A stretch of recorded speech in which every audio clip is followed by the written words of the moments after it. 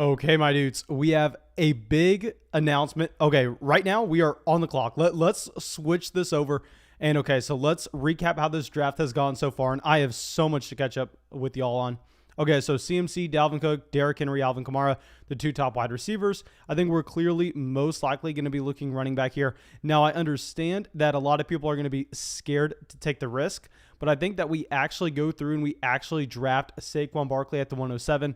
Now, I understand the risk that you take while drafting Saquon Barkley, and I'm going to give so much live draft commentary throughout this entire video, but we have a lot to discuss. First thing is I need to pull up this YouTube chat and pray to God that y'all can even hear me in the live stream right now because we have so much going on. I did not know that this was going to get kicked off this fast. And guys, I don't know how many of y'all in this live stream right now are over there and a part of the flock on Patreon, but we made a very special announcement. Literally the best thing that has ever happened to this entire channel happened today. We have officially partnered with Underdog Fantasy. This is the draft that you are seeing right now. And we are going to be live streaming, live drafting every single night leading up to the fantasy football season. So guys, this is literally the biggest announcement we have ever made. This is the best thing that has ever happened to the channel. And it's 100% because of everybody in this live stream right now. So thank you so much for everybody coming out already. And like I said, I did not know that we were going to be getting this live draft going so early on. And this one right here is only a $5 live draft. I really want to make sure that we have the stream set up all optimized because this is our first time streaming on Underdog. And like I said, guys, we are going to be doing so many of these in the future. Let me grab this screen actually and drag it over. That way everybody can see a good view. And what I want to point out, guys, is this number over here. Yes, I have $6,000 loaded up onto Underdog. And what that tells you is that tells you we are going to be doing so many drafts every single night. And I'm going to be doing them through Patreon, through YouTube, through Discord, through everything. All I ask for you is please, this is the number one thing that you could ever do to support the channel. I am sending a link in the live chat right now. If you want to get in these live drafts with me, if you want to be on the stream, if you want me to make fun of your selections, go deposit on Underdog. We are going to be doing $5 drafts. We're going to be doing $100 drafts. We are going to be doing everything. So just choose what you want to deposit. But most importantly, use code FLOCK when you deposit. Please, please, please, guys. I know I'm begging. I know how ridiculous I sound, but it is so important. Use code FLOCK when you deposit. Make sure you shoot me a DM on Twitter, Instagram, Patreon, Discord, whatever it is. If you sign up for Underdog using code FLOCK, they've been nice enough to sponsor our 2021 draft guide, where I will get you that draft guide for free, same day, no questions asked. So we are going to be doing 3 drafts every single night for the next month. I'm going to pin this to the very top of the thing. Oh my God. Okay. So we have a ton going on. Let me go through real quick and just give y'all a massive shout out. We're about to pass 50 likes in the live stream already. So let me recap how this first round has gone because I did not expect it to get going this fast. Okay, so CMC, Dalvin Cook, Derrick Henry, Alvin Kamara, Tyreek Hill, Stephon Diggs. Okay, so at the 107, we could have considered a few different players here. We could have gone Ezekiel Elliott, Aaron Jones, Travis Kelce, or Saquon Barkley. I understand Barkley's falling. I understand the injury concerns. But I think when we're choosing a running back like that, if you're going running back in the first round, I'm not worried about someone busting, because if you're worried about someone busting, you shouldn't be drafting running back to begin with. But here, after going running back in the first round, I think we are going to load up on Calvin Ridley in the second. I think we get a nice combination of a running back that has #1 running back overall upside and a wide receiver with the same thing. Calvin Ridley in my tier 1 of wide receivers this year. We are taking him after DeAndre Hopkins, after Davante Adams, Stephon Diggs, and Tyreek Hill. Okay, so let me know what y'all think of these selections. And this is going to be a fast-paced live draft. So I think what we are going to be doing for this stream in particular is we are going to go through, we are going to look at just doing $5 drafts for the first 2 drafts. And then our third draft tonight, we're going to be doing a $100 live draft. I'm going to be sending out those links in the YouTube chat. So just make sure you stick with me in the stream. Make sure that you go over right now and deposit using code FLOCK. That way you can be prepared. You can click that link. You can load up right away.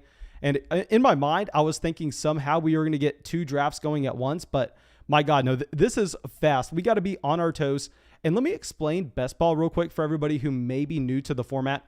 Okay, so best ball, if you've been playing on Patreon, you know that I love me some best ball. So essentially what it is it's a fantasy football way that you can go through, you can draft your team. You don't have to worry about waivers. You don't have to worry about start sit decisions. I personally love to use it to practice for those real money, extremely high stakes redraft leagues that we have, because the drafters on best ball, I mean, they are by far and away the best drafters that you are going to find, given the fact they are putting up their real money. I mean, if you were mock drafting, if you were drafting against a computer, just a machine, you're wasting your time. That's the worst thing that you could ever do. Best ball and underdog in particular is fantastic because everybody in your draft, has at least $3 on the line at the very minimum. And based on them going and putting their money where their mouth is, that they're actually going to stick around through the entire draft. You're not going to see any auto picks. You're not going to see any people that really have no idea what they're doing. So it's the best way that you can become a better drafter in fantasy football. So we're going to be loading up at least 100 of these, my dudes. Okay, so anyway, after we take Ridley, we got Joe Mixon, Darren Waller, Clyde Edwards-Helaire. I really wanted CEH, but after going with Saquon Barkley, didn't necessarily feel the need to. Then we have a little bit of a wide receiver run going here. A.J. Brown, DK Metcalf, Keenan Allen, George Kittle at tight end. Interesting to see that we have Justin Jefferson falling. Personally, I would have Justin Jefferson over both Keenan Allen and CeeDee Lamb. Obviously, he's not fallen to the 307, so I'm free to say his name out loud here, not necessarily thinking that if we just be quiet about him that he's going to fall to the 307. Now, that's a fantastic pick by Raw at the 304. I mean, that's a fantastic team right there. And let me pull up Birdman right now because he decided to go Patrick Mahomes, which stands out to me. But if we pull up his team, he decided to go Mahomes at the 305 because he had Tyreek Hill in the first round. So that makes a lot of sense. Now, we are on the clock after going with Saquon Barkley and Calvin Ridley. I know a lot of people here probably would be screaming at me to go Terry McLaurin, who is best available according to ADP, but I am on record talking about my worries about Terry McLaurin this upcoming season based on the fact that this is a player that's seeing target competition added back in. So instead, I'm going to be going with alpha wide receiver who is getting presumably the best quarterback of his entire NFL career here. We are going to be getting Allen Robinson as our third player in this draft. So we're starting Saquon Barkley, Calvin Ridley, and Allen Robinson. Okay, so I see we have some more people asking about how this is going to work in the chat, specifically JN, my man. Let me explain this real quick. Okay, so what I think I'm going to do every single night, like I said, it's not necessarily super stressful because we're going to be doing like 500 of these drafts. Like I said, guys, I have $6,000 loaded onto this underdog account right now. We are going to be doing a ridiculous amount of these. So you don't even have to worry about this being something that you can't get a part of. I promise you, if you go through, you deposit with code FLOCK, you're going to have a chance to come in. You're going to have a chance to be a part of one of these drafts. So I think we're going to do a combination of them through Patreon, where I bet at the beginning of every live stream, the first draft we do, I send it out on Patreon. That way those people on Patreon get their priority spots. Then afterwards, we're probably going to do two more. I'll probably send one in the general chat, maybe send one in the Discord chat. I don't know, but I'm going to be sending those links out here, and I'm sure that you're going to have more than enough opportunities to hop in a draft.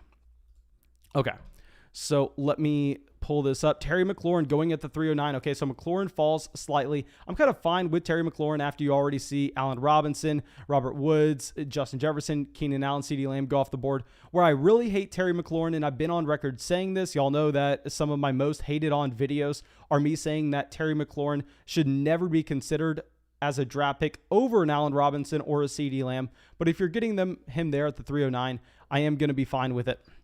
Now, please let me know what y'all think of this start so far, my dudes. And it is going to be intriguing in this stream to see where we actually have players like Devontae Adams, Aaron Jones, Aaron Rodgers, those Green Bay Packers that should be rising up ADP. I don't necessarily know if people are going to be reacting fast enough.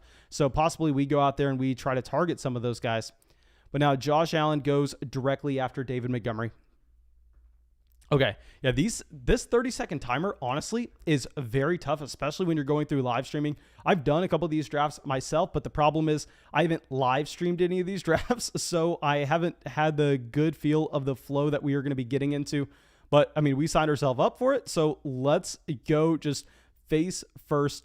Now, Mike Evans going off at the 402. We're going to be in a great spot for exactly what I want to do at the 406. Of course, I don't want to say that out loud right now. I think we are just going to wait a slight moment and hope the player that we want ends up falling to us.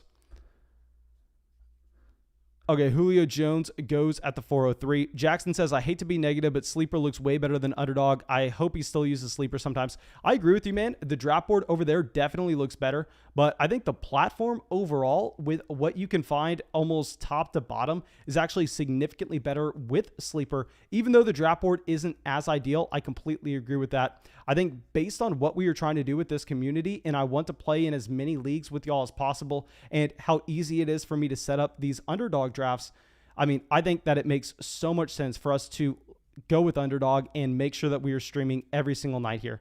But Godwin goes at the 405. I really wanted Chris Godwin at the 406. I'm not going to lie. But now I think that we actually have a choice between DJ Moore and Cooper Kupp. So here is what I'm thinking. I think possibly we prefer Cooper Kupp in a vacuum, but given the fact that DJ Moore has a slightly higher ADP, I think if we were going to be doing a ton of these drafts, we potentially rather just go with DJ Moore here, understanding that we're going to get our fair exposure over to Cooper Kupp. We can get that a little bit later on sometimes. So when DJ Moore falls to us, and DJ Moore is still a player that I love at a respectable ADP, I think we do have to take DJ Moore at the 406. Okay, so Lamar Jackson does go at the 407. So it's going to be interesting to see where these quarterbacks go, because definitely their value does change in best ball, because in best ball, you don't have waivers. So what we talk about a lot in a regular fantasy football league is I talk about quarterback position you can wait on, you can go through and stream it. But here, actually, it's going to be significantly harder for you to go out there and make a move like that. Okay, but Cooper Kupp does go at the 408. Let me see if HB21 had a stack potential. So no, he did not when he decided to go with Lamar Jackson, but still Lamar Jackson, the one quarterback, I don't think you necessarily even have to stack, to be completely honest. Okay, so T. Higgins goes here at the 409, Miles Sanders at the 410. Okay, so now if we are going across the board, okay, so the best available quarterback is going to be Kyler Murray. Running back is going to be the combination of Mike Davis, Travis Etienne, Javonte Williams, Myles Gaskin, Kareem Hunt. A lot of running backs we still like, and even more wide receivers you can get excited about. I mean, Lockett, Chase, Thielen, Michael Thomas. Let me know where y'all think Michael Thomas should be going in these drafts. Personally, I think given the fact that it's best ball, I'm probably going to be avoiding Michael Thomas, in that you really need a player that's going to be playing snaps throughout the entire year. So I think I would be willing to fade if he is going in the 4th round, but we're going to see where he goes in this draft. And of course, you have both Kyle Pitts, Mark Andrews. I'm surprised to see this ADP right here. Okay, so this is completely wrong in my opinion. This is some of the worst ADP that I have seen. Okay, why is Kyle Pitts going at pick 47 when TJ Hawkinson's going at pick 64? I don't understand that whatsoever. I mean, I would never consider drafting Kyle Pitts over TJ Hawkinson. Really, it doesn't matter the circumstances. So that is intriguing. It looks like Kyle Pitts is about to go to the top of the board in ADP. So we are going to continue to track that. Okay. So Mike Davis goes at the 501. And please let me know what y'all think of my start so far, guys. If I can pull it up right now, it's going to be Saquon Barkley, Calvin Ridley, Allen Robinson, and DJ Moore. Honestly, if I had to draw up a great start through 4 rounds, it's going to be running back, wide receiver, wide receiver, wide receiver. So I love the construction that we've been able to have so far. Now, Jamar Chase does go at the 502. And like I said, guys, this is only a $5 draft, but we are going to be getting a $100 draft at the end of the stream. We're going to be getting 2 more drafts in, so just make sure that you use promo code FLOCK, you sign up, and I promise you we're going to be doing so many of these through the offseason. Okay, so Jamar Chase, Deontay Johnson, Chase Claypool.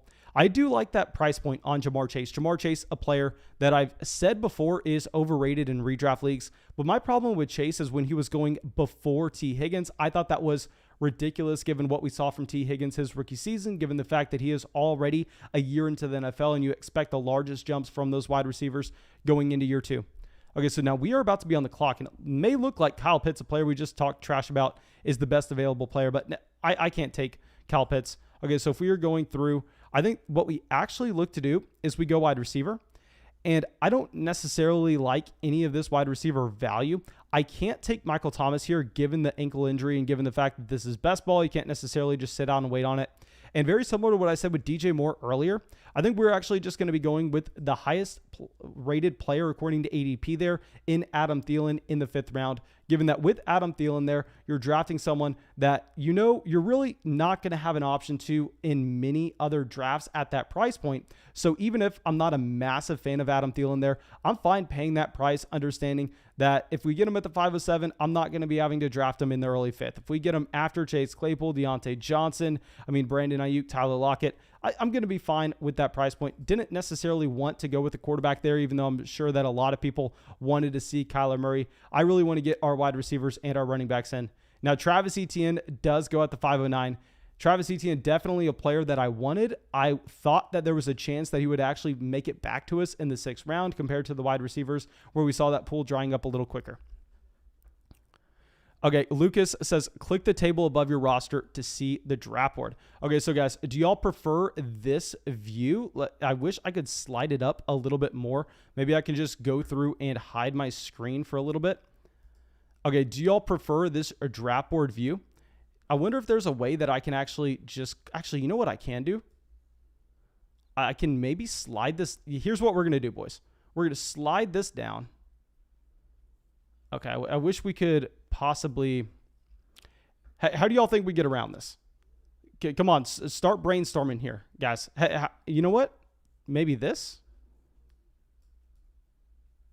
Okay, there we go, guys. This is going to be the viewpoint. Thank you, my man, for helping us out with that little stream tidbit. I think that now we are better to go with a much higher quality stream. This is my first time ever drafting from Underdog on my computer. I always do just my phone at the gym. But let's go back real quick and see how many picks until we are up. Okay, so here we are going to be up in 2 picks. I think that we do need to go back to the player pool real quick just to see who we are going to be looking at, though. Okay, so if we are going to be looking at, I don't think we have to go wide receiver. This is a great thing when we already start the draft with 4 wide receivers going into the 6th round. Michael Thomas, yes, is apparently a value according to ADP. Personally, I can't get there. I think we would be much more. Okay, so let's see if Hawkinson is gone. Hawkinson's already gone. What about an elite quarterback? Russell Wilson don't have a stack potential. Maybe, okay, I think what we're actually going to do is we're going to reach a little bit. I know a lot of people are going to scream that this is a reach, but we're going to be going with Kareem Hunt. So what I love about Kareem Hunt, especially in a best ball format, is the fact that when you're looking at Kareem Hunt, this is a running back that you're going to get usable weeks from every single week, knowing his role on the offense. And at the same time, if anything were to happen to Nick Chubb, Kareem Hunt vaults up into being a running back 1. So getting him there at the 606, I really do like that value. Now, Laviska Shenault did go right before us, and the 2 elite quarterbacks in both Kyler Murray and Dak Prescott went. I would have considered one of the elite quarterbacks if they would have fallen to us. I would have preferred Kyler Murray out of the 2, considering we didn't have any of the Dallas Cowboys stacks, and Kyler Murray, in my opinion, provides a little bit more rushing upside. Okay, so now let's go. Grant says, see if you like the dark mode better. I was looking at the dark mode, but honestly, I thought it looked pretty bad on the stream. Please let me know what y'all think, dark versus light, because it's 100% up to y'all. Whatever y'all want. I don't really have that much of a preference. But now Darrell Henderson does go at the 608, and I know a lot of people probably wanted us to go with Darrell Henderson over Kareem Hunt. A big thing is, you just know that Los Angeles is bringing in someone else. I am not thinking that Darrell Henderson is going into the running backfield as the only guy that was not a 7th round pick or an undrafted free agent to start the year. No, that's not going to happen. They're going to bring in someone else. So Darrell Henderson, I am going to be fading him for Kareem Hunt, but please let me know what y'all think of that. Okay, so it looks like everybody wants dark mode. Okay, so we will switch over to dark, my dudes. Okay, so now Tyler Boyd, Robbie Anderson. I am glad that we have our first 4 wide receivers off the board here. I think it gives us a lot of flexibility in not having to go through and reach for wide receivers later on. So yeah, yes, we only have 2 positions drafted so far, but still I think we are kind of fine with that. If we go through and we look at the draft board, it looks like there have only been a total of 5 quarterbacks. Yes, we can expect that to change sometime soon, but if we are looking for stacking options on this team, really, we only have Matt Ryan. You have Justin Fields, Sam Darnold, and Kirk Cousins as options I'd be interested in, given the wide receivers we have. So really, when you draft like that, you're not putting yourself in a position where you can't afford to go out there and you can't afford to get one of those elite quarterbacks. So possibly that's something that we change going forward. Maybe instead of taking someone like a Calvin Ridley at the 206, if we are taking into consideration the stack potential we may have, we decide to go with a different wide receiver. But for the time being, I actually really like how this draft has gone. You could possibly try to get me to go with Amari Cooper over Allen Robinson, but a big thing is with the uncertainty of the Amari Cooper injury at the moment, I think Allen Robinson, honestly, probably an easy answer in that round. Okay, so Nick Patel asking, how do we join your drafts if you are already an Underdog member? My man, literally just hang out in the stream. Like I said, the best way to join drafts is going to be joining through the promo code FLOCK. That way I get your email and everything. But what you can also do is you can also support the show on Patreon, where we're going to be doing private Patreon drafts to start every stream. We're going to be just going through and sending links out as well in the YouTube chat. So there are going to be so many different ways that y'all can join Underdog drafts with us. Like I said, I mean, it is no rush at all. The season is like 4 or 5 weeks away, and we are doing one of these every single night until the season. I promise you that. So do not worry about hopping in one of these. I promise you're going to be able to. Okay, so Juju Smith-Schuster, our guy, goes at the 704. Compared to where the other Pittsburgh Steelers wide receivers went in both Deontay Johnson and Chase Claypool, I love that Juju Smith-Schuster value. I mean, congrats on that kind of value that you're able to pull with Juju. But now we do need to switch this over real quick to see where we are going to be going with our next selection. So there's Jerry Jeudy. Not a massive fan of Jerry Jeudy. I do think we honestly need to look to the wide receiver position, though. Because if we go to running back right now, I mean, I think we would most likely be reaching on a Trey Sermon or a Chase Edmonds. Chase Edmonds, definitely the running back that I prefer in this range. I just think that we are going to be able to get him later on in the majority of drafts. At quarterback, you know, I love Russell Wilson so much. I may go Russ in the 7th.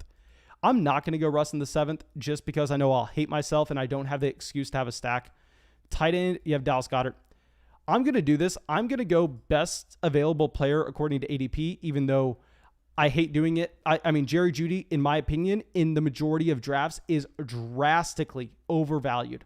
And I think that stands true. But the problem is when you're looking at how this draft board fell, I mean, Jerry Jeudy goes behind Will Fuller, Juju Smith-Schuster, Odell, Antonio Brown, Tyler Boyd, Robbie Anderson. And I think a lot of those wide receivers should be ranked over Jerry Jeudy. And the problem with Jeudy, in my opinion, is the majority of the time you're going to find that he is selected before Will Fuller. He is selected before Juju. He is selected before Robbie Anderson, which I think is ridiculous. But when he falls to us at the 707 and it's really down between Jerry Jeudy or Mike Williams, I can't do that. And y'all know how much I hate Deebo Samuel. I mean, I love Trey Lance, but I think the fit between Deebo Samuel and Trey Lance doesn't necessarily make sense. So here, I don't like the selection of Jerry Jeudy at the 707. I couldn't bring myself to go quarterback, though, with Russell Wilson, given the fact that we didn't have a stack. I think it had to be a wide receiver that we were looking at. I don't love the selection, but it is what it is. Sometimes you have to make picks you don't like. Okay, so Aaron Rodgers here at the 7-Eleven. And guys, if you are just now joining the live stream and you have not already, please make sure you go down there and you drop a like. Let's get this live stream over 100 likes. I mean, it's a massive day for us. This is, in my opinion, probably the best day in Flock history. The fact that we got this deal done and there are so many exciting offers that it's giving to all the listeners of the channel, which is the most important thing. Like I said, guys, I mean, literally, if you deposit $10, you get a $25 sign-up bonus. You're getting our draft guide at the same time. How it works is these companies, they just need as many signups as possible to take to shareholder meetings, and they're paying you to sign up. Please take advantage. They're paying me to get you to sign up. Please, please, please take advantage. Get in these drafts with me. It's a fantastic platform. At the same time, we're going to be here all offseason. Okay. Young Taffy says, trust me, Mason, Lance is developing rapport with Deebo, and he is proving himself to be a route runner this year. He was besting Verrett on one-on-ones. My man, with Deebo Samuel, my problem is just that average depth of target. I understand that he's a wide receiver that looks really good in the ball with the ball in his hands after the catch, but I just don't necessarily know how he matches up with an aggressive deep ball passer in Trey Lance. I don't necessarily think the rapport is really going to be there, my dude. Okay, so let's slide this down real quick so y'all can see the updated draft board. So we do have some more running backs going off with Damian Harris, Ronald Jones. Personally, I think that's crazy. I think you're going running back. You have to take Chase Edmonds. I think Chase Edmonds is someone with a ton of upside. I probably shouldn't be saying this out loud because, trust me, I definitely want to be able to get Chase Edmonds later on in this draft. But yeah, he goes at the 804. I should have kept my mouth shut because that was a fantastic selection. And now I think we actually get Russell Wilson, don't we? Yeah. So a quarterback that we are considering with the last pick, we don't have a stack here. Y'all know I love building stacks, but based on ADP, I think that Russell Wilson is going to be a fantastic selection here. So far our team is at running back. We have Saquon Barkley, Kareem Hunt. I think that's a ton of upside, exactly what we're looking for. In a wide receiver, we have Calvin Ridley, Allen Robinson, DJ Moore, Adam Thielen, and Jerry Jeudy. Quarterback, Russell Wilson. I mean, I hate some of the picks that we had to make. I mean, I'm not a massive fan of Jerry Jeudy, not a massive fan of Adam Thielen, but the value is a little bit too good to pass up on. And the thing is, if they fall to that far down ADP and I draft them there, I'm not going to have to draft them in tomorrow's draft. I'm not going to have to be looking at 6th round Jerry Jeudy and even considering it, because instead I'll have a player that we got in the 7th and I'll already have my share covered. Okay. So Dallas Goedert at the 808. I really do like that Dallas Goedert selection. Okay, so let me see if anything else stands out. It's really telling that Jalen Hurts here goes before Russell Wilson. Now, if you go up, you see that Sabaris actually does have Devonta Smith, so he is completing a stack there. But at the same time, when you had Russell Wilson available, and there are a few other quarterback names notable as well, I think that I would potentially pass on Jalen Hurts. You don't even have to go quarterback there, thinking that you can get Jalen Hurts in the 9th round. Because a big thing is with Jalen Hurts, I don't think it's as important to stack him as it would be with the Matthew Stafford, because he's a quarterback that gets a lot of his value on the ground. So possibly I'm wrong in saying this, but I think maybe reaching around on Jalen Hurts is a little too rich there. But at the same time, I mean, you weren't picking again for the next 13 picks. So I think that's probably fine at the end of the day. I don't think I would have done it though, especially when Russell Wilson was available. Okay, so we have some more running backs going off the board, in Raheem Mostert and Michael Carter. Okay, so y'all know I can't get behind Mostert. At least he goes behind Trey Sermon in this draft. But like I've said, this is like a 28, 29-year-old running back that has one career game with over 20 carries. That is ridiculous. Now, Brandon Cooks does go here. And it looks like Ryan has his strategy on lock, because he takes Dalvin Cook, then goes wide receiver, wide receiver, wide receiver, wide receiver, wide receiver, wide receiver. He has 7 wide receivers on this roster. I'd assume once you start with that roster construction, you really can't afford to continue to hammer in the wide receiver position, but maybe that's what he's planning on. Maybe he's planning on getting those 7 guys out of the way, drafting running backs later on, making other teams reach on wide receiver later, but I don't know. All I know is A.J. Dillon, a fantastic selection at the 901. I prefer A.J. Dillon over Michael Carter. I prefer him over Raheem Mostert. I mean, that is a great, great pick. Okay, so now let's go through. And also, guys, like I said, if you have not dropped a like on this stream yet, what are you doing? Go fix your life. But 7 wide receivers is a lot there. I don't know if I can get behind 7 wide receivers. Okay, so Tyler Higbee goes to the 904, a tight end that I really liked at the beginning of the offseason, but his price has risen so much. Back when we were calling him a sleeper, I thought that he was a fantastic option. I can't get behind him here at the 904, to be completely honest. Okay, so now we are going to be up on the clock. I hate Michael Pittman. Like, I hate Michael Pittman with probably a passion, to be completely honest. I don't know if I can go Michael Pittman. Okay, so running back, we don't even really need to go RB and force it. At quarterback, there are plenty of options that I'm fine with. And when we take Russell Wilson, I don't necessarily think we need to reach that either. So at wide receiver, there are a few names that I like. Like I said, I think Michael Pittman is one of, if not the most overrated wide receivers in fantasy football. So I think what we're actually going to do is we're going to go to the Denver Broncos situation.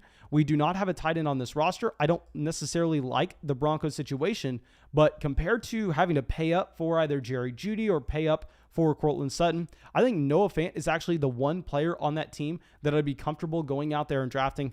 So yeah, this start so far, I mean, we have at quarterback, Russell Wilson; at running back, Barkley, Hunt; at wide receiver, Ridley, A-Rob, DJ Moore, Adam Thielen, Jerry Jeudy, and Noah Fant at tight end. So one of my least favorite offenses for this season in the Denver Broncos. We end up having 2 of their players through 9 rounds. So, I mean, this is nasty. Okay. So now Corey Davis, Traquan Smith, Elijah Moore. Okay, Jan says, and to answer your earlier question, Mason, the SEC moved fast because it was in works since January. A&M leaked the story to basically complain about it. That is crazy. I mean, literally, that news broke like the day we were moving across the country. I still haven't had time to look into it, and it's already done. That is ridiculous.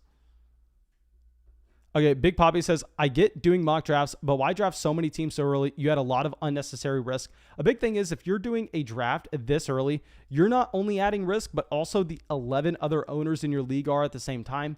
So it doesn't necessarily add any risk to your team overall. This is a private draft with only 11 other people. So I like drafting this early. Like I said, guys, I mean, I'm going to be drafting most likely 200 teams in the next month. I can't draft 200 teams the week before the season.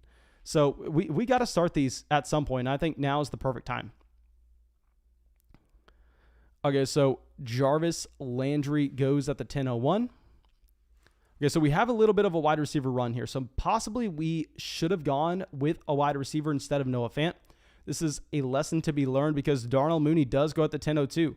Now, if we pull up our roster construction so far, I believe we have 4 wide receivers on this team. Let me go through, try to figure this out. Where are we on the top? Let's just close this out and get a nice view of it. Okay, so we actually have 5 wide receivers. So I definitely want to go through. I definitely want to at least get 3 more. We will see, though, because I mean, we don't have that much invested into the running back position. So possibly we have to actually take a couple shots at running back. I was hoping that we were going to get a Dylan coming back to us in the 9th. Obviously, that did not happen. But we're going to see what is available to us at running back. We are 2 picks away, so let's pull this draft board up right now. So quarterback, there are a few guys at the very top available. Running back, you have James Conner, Tony Pollard, Leonard Fournette, Melvin Gordon, Gus Edwards. Wide receiver, you have Devontae Parker, Henry Ruggs. So Henry Ruggs goes, we are on the clock here. At tight end, Mike Gesicki, not too interested. Quarterback, honestly, not too interested either. I think what we are actually going to do is, given the fact that we only have 2 running backs on this roster, there's so much upside to be had in that Arizona Cardinals backfield. Now, I definitely prefer Kenyon Drake. I think Kenyon Drake was a fantastic value in this draft. But based on the uncertainty there, based on the fact that James Conner could potentially have a goal line role, we are going to be going with James Conner as our running back 3 in the 10th round. So yeah, I think it fits the roster construction well. I definitely would have been looking at wide receiver if it wasn't for this wide receiver run that occurred at the end of the 9th, at the beginning of the 10th, because you go through and there was a stretch where, I mean, it's still kind of going on, where within 5 picks here, then 6, 7, 8, 9, 10, 11, 12. Out of 12 picks, 10 of them were wide receiver. So it really dried it up to us where we were kind of stuck in a range where we are just trying to get a committee running back that does have upside if anything were to happen to Chase Edmonds. So yeah, we're going to get James Conner there. Okay, so Tom Brady at the 10:09. Okay, so let me actually go through and adjust the title to this live stream because I see someone telling us not to jinx us by saying post major injuries. I'll fix it, my man. We'll get rid of that title. Let's call it $100 live fantasy draft. We'll put in parentheses major announcement. Okay, so fixed that, my dude. Okay, Mark says, if I joined Underdog with code FLOCK, how do I get into a draft? My man, we are going to be doing a ton of drafts. There are going to be a lot of opportunities for you to get in. I'm going to be sending them out over on Patreon. I'm going to be sending them out in the YouTube general chat. The next draft that we are going to do, I'm going to send in the general chat, and it's essentially the first 11 people to sign up. They get in. Okay, it's going to be that simple. And then also we're going to do it on Discord. There are going to be a lot of different ways that we go through and we get this going. Okay, so Kenyon Drake there at the 11:01. I love that Kenyon Drake value. A big thing is I probably would prefer Kenyon Drake in a vacuum to James Conner, but there was a small chance that we actually had Drake coming back to us in the 11th round, and there was a 0% chance that James Conner was going to be coming back to us. Okay, so Marvin Jones in the 11th. Okay, it's Trevor Lawrence in the 11th as well. I do really like that Trevor Lawrence selection. I mean, Lawrence is a quarterback that is so easy to stack when you have both Laviska Shenault and DJ Chark, in my opinion, going at reasonable prices. So it looks like maybe we're going to end up having to go quarterback here. Let me pull up this draft board really quick. Okay, so if we go across and we're looking at best available players, we have 3 running backs, 5 wide receivers, a quarterback, and a tight end. At running back, you got Pollard, Edwards, Latavius Murray. At wide receiver, you have Rager. Not good news going out of Philadelphia's camp about Rager. Possibly going to be looking to pass up there. Tight end, okay. I think honestly we're just going to go Tony Pollard here. I mean, a running back that does have that elite level upside, and we just did decide to pass on running back earlier on in the draft. So now our room is at running back, Barkley, Hunt, Connor, Pollard. At quarterback, Russell Wilson. At wide receiver, Calvin Ridley, Allen Robinson, DJ Moore, Adam Thielen, Jerry Jeudy. And at tight end, we do have Noah Fant.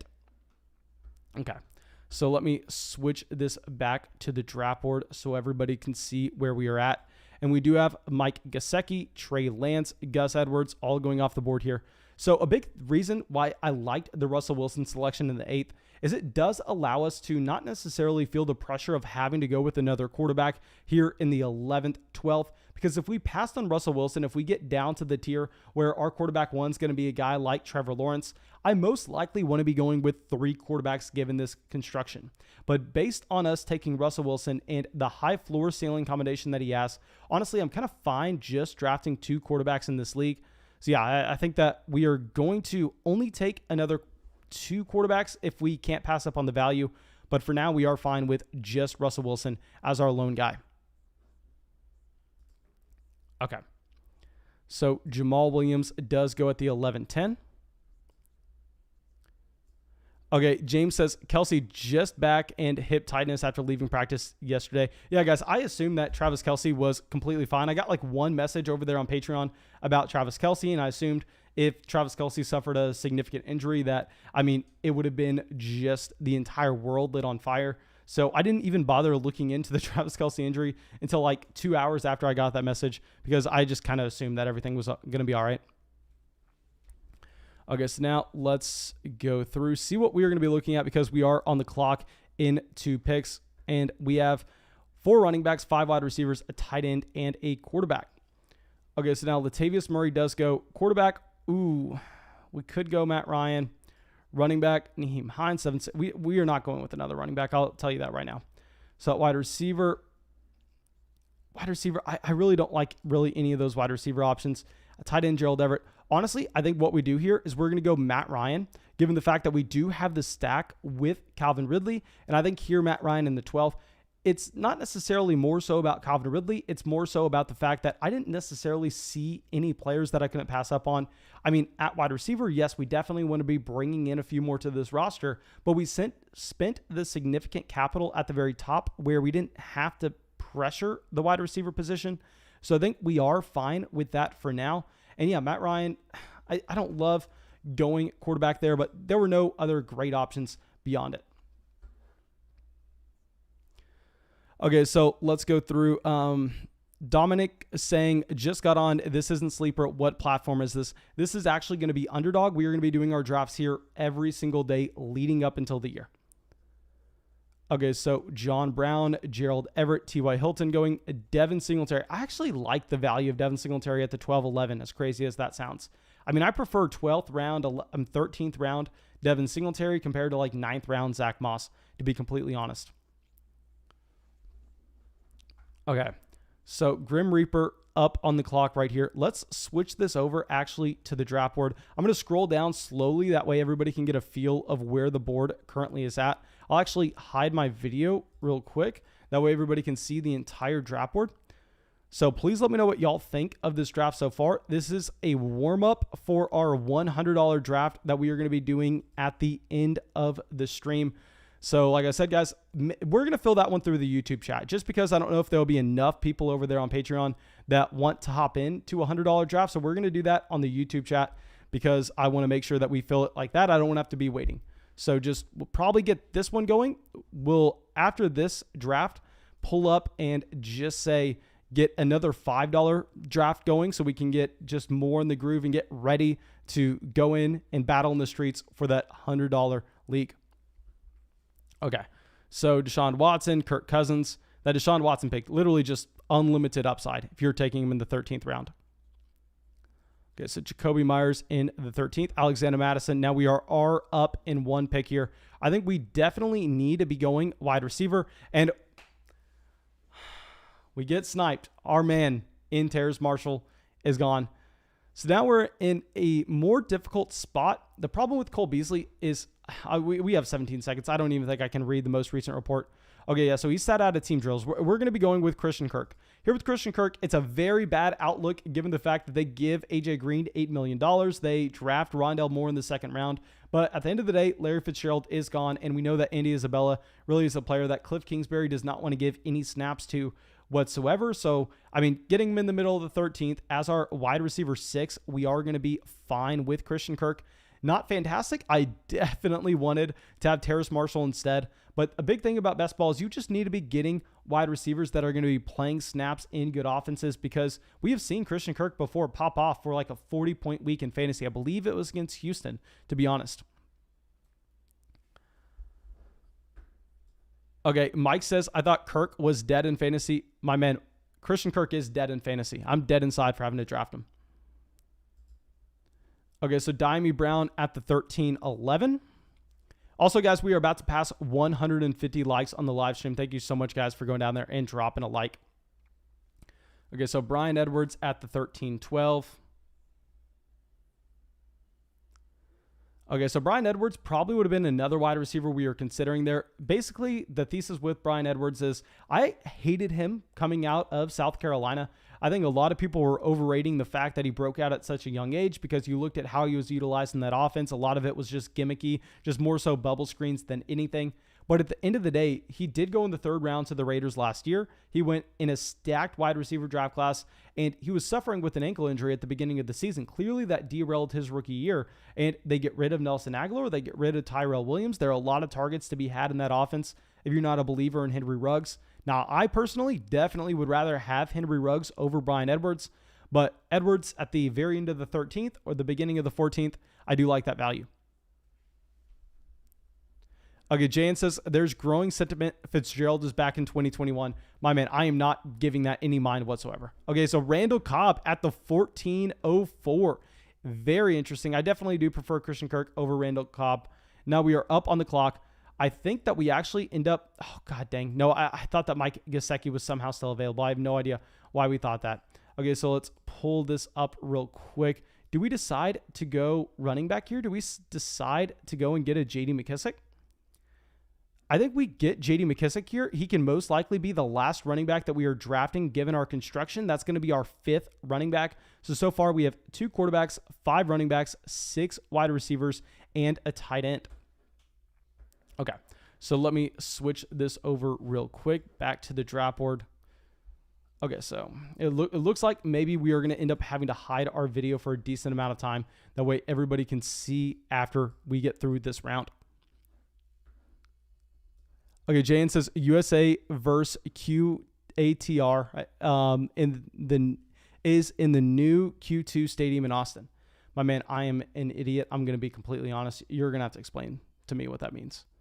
Okay, Mike says Cobb is the best pick of the draft. Guys, let me know what y'all think of Randall Cobb. Let me know what y'all think of him at the 14-04 compared to, I mean, just really any other wide receivers in this range. Would you prefer Randall Cobb to Marquez Valdes-Scantling, Amon-Ra St. Brown, Cole Beasley, Brian Edwards, Diami Brown? I think we possibly prefer Randall Cobb over Marquez Valdes-Scantling, but those other wide receivers, I think we honestly prefer them. Okay, so Hunter Henry does go at the end of the 14th. I really like to see Jonnu Smith go before Hunter Henry. I mean, I talk about it in our 2021 draft guide, but a big thing is, I mean, with Jonnu Smith, this is a tight end that the Patriots signed before Hunter Henry, signed for more guaranteed money than Hunter Henry.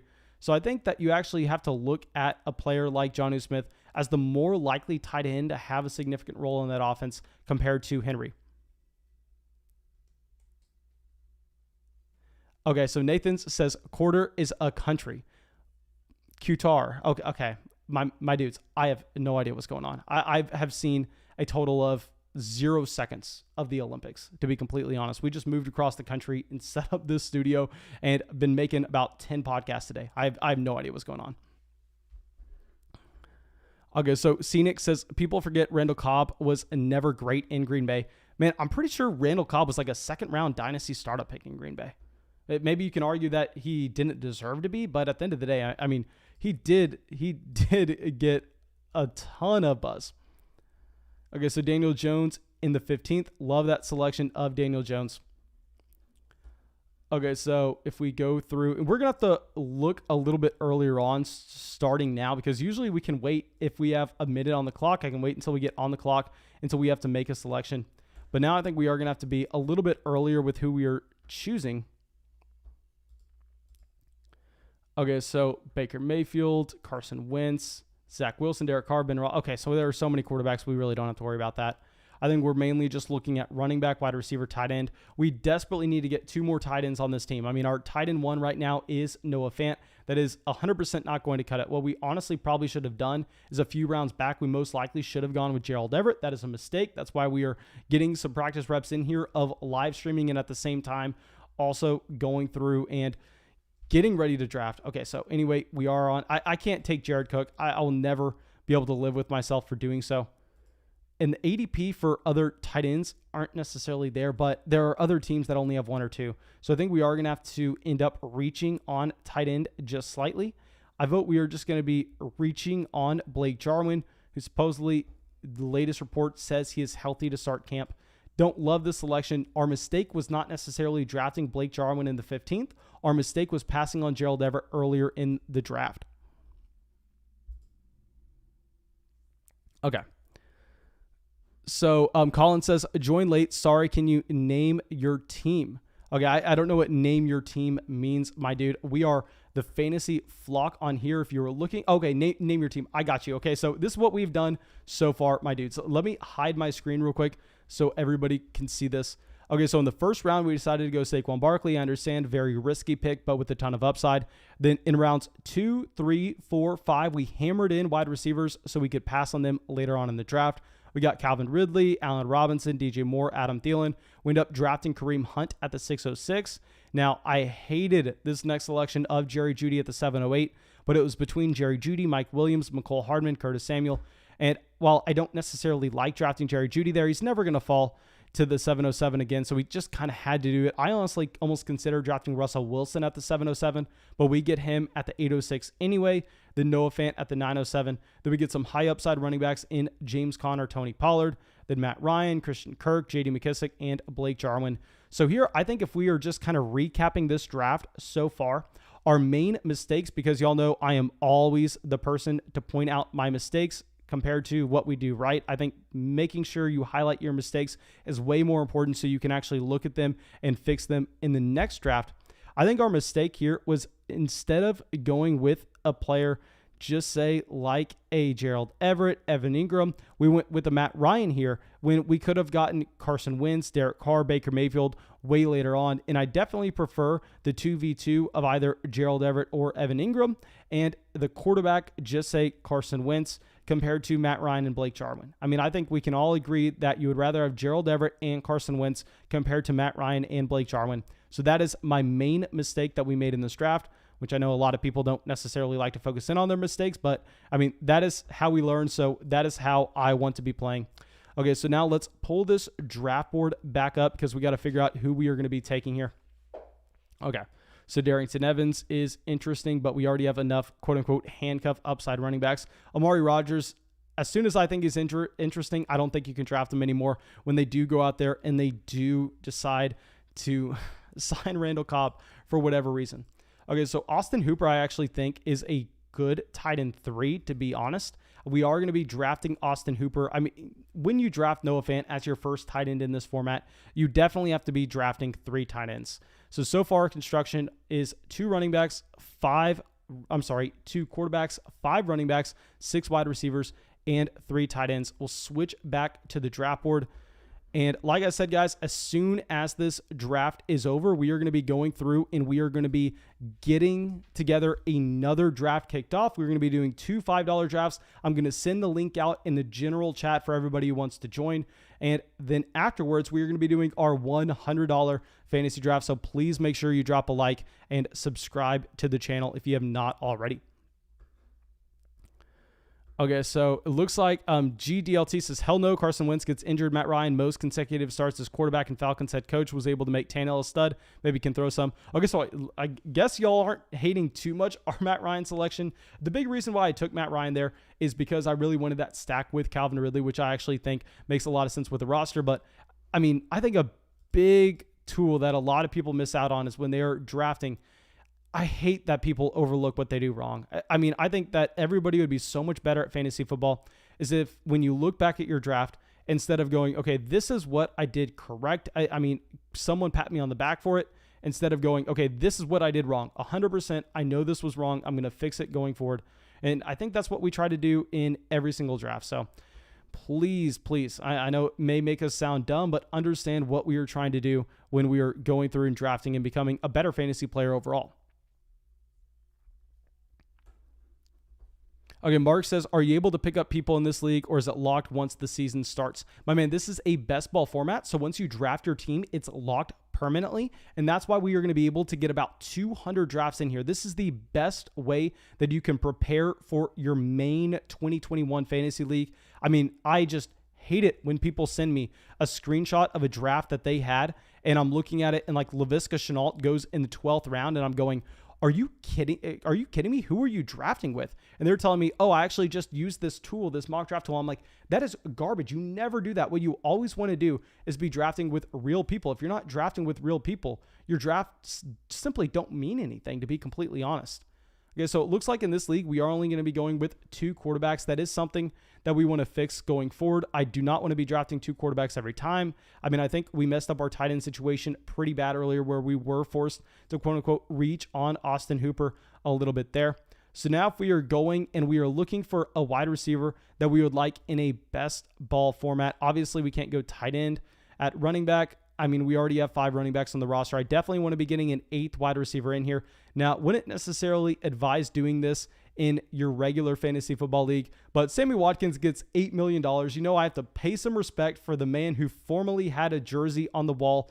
So taking Sammy Watkins, you know that he's good for at least one 50-point bomb at any point in the season. And considering you don't have to submit your starting lineup, I think we are fine with Sammy Watkins there at the 1707. As gross as that sounds, let's switch back to this draft board and y'all can let me know how bad of a draft pick that was. Okay. So Asher says, would you trade Antonio Gibson for Saquon if your running back 1 is Zeke? Yes, I would trade Antonio Gibson for Saquon Barkley no matter who your running back 1 is. Okay, so Denzel Mims does go at the 1709, Anthony Miller at the 1708, then Devontae Booker here. James says, only thing I have going for me is the Lamar and Mark Andrews stack. Okay, so let me pull this up and see where you decide. Okay, so you decided to go Lamar in the 4th, Mark Andrews in the 5th. I just don't know if I can get behind going Lamar in the 4th when you get Kyler Murray in the 6th. So that's my main problem with it. I guess actually you would have had to take Kyler in the 5th. So maybe I'm wrong. Maybe just ignore me. But let me know how bad that Sammy Watkins selection is, guys, because I know we are going to be getting some hate for that. But considering it's a best ball, I'm completely fine with it. And let's pull this back up real quick because I want to make sure that we are looking at someone. And we just need some time. Okay, so we have 2 quarterbacks, 5 running backs, 7 wide receivers, and 3 tight ends. So I think we can afford to go another running back here if we would like. The problem is I don't see anybody that's going to be getting consistent usage on a down-to-down basis. At wide receiver, if we would be looking at anybody, most likely, I mean, wide receiver's pretty damn ugly too. Maybe it would be a Rashad Higgins. I know he's further down on the draft board, but that's someone that should see a significant amount of snaps. And then at tight end, we've already taken 3 tight ends. We can't go another, but this is another mistake we made. And thank God that we're just highlighting our mistakes over and over again so we don't make them again. A massive mistake that we made was going with Austin Hooper as our 3rd tight end way too early, when what we could have done is we could have gotten a quarterback at that selection. We could have gotten someone like a Sam Darnold, and instead we could have gotten a tight end like Eric Ebron at the end of our draft. So that is a massive mistake that we did make. But here we are going to be going with Tyrell Williams, I guess. I mean, with Tyrell, yes, he's playing on a team that has no wide receivers, a team that should be very bad. But at the end of the day, he is going to be seeing a ton of snaps, which is kind of what you're looking for in best ball. So it looks like this draft should be mainly done. Let me hide my video real quick, show the entire draft board, and we're going to be sending out the next link for our next draft right after this one completes, my dudes. Just give me literally about 30 seconds. We're going to do another $5 draft, and then we are going to hop into the $100 draft right after this. Okay, GDLT says Mason has a soft side for that wide receiver draft class, hence the Sammy Watkins selection. Yes, sir. You know I do. Okay, so Darrell Williams goes directly after Salvon Ahmed and Malcolm Brown. Marlon Mack goes. Okay, so it looks like a lot of these running backs. I will say that Malcolm Brown, I actually love him as a selection in the 18th round because that's someone that you know is most likely going to have a role on his offense. And if anything were to happen to Myles Gaskin, he could, I don't want to say be a league winner, but he definitely could be someone making your lineup almost every single week. James says, that was hella fun, Mason. The 30-second timer was brutal. Man, you're talking to someone who had a live stream, this bad boy. Okay, so it looks like we should be done there. Let me switch this over. And we are going to get rid of this draft. Let's go back to the lobby and let me set up a new draft that we are going to be sending in the live chat. So this is going to be another draft that's a $5 league, like I said. And then we're going to get that. Let me just make sure. Okay, yes. So this is going to be a $5 one. Then we'll get the $100 league going directly after this. Okay, so, we almost entered one instead of creating a private one. Okay, so let's create a private $5 draft real quick. I'm going to grab the link, and then as soon as this fills, we will start the draft.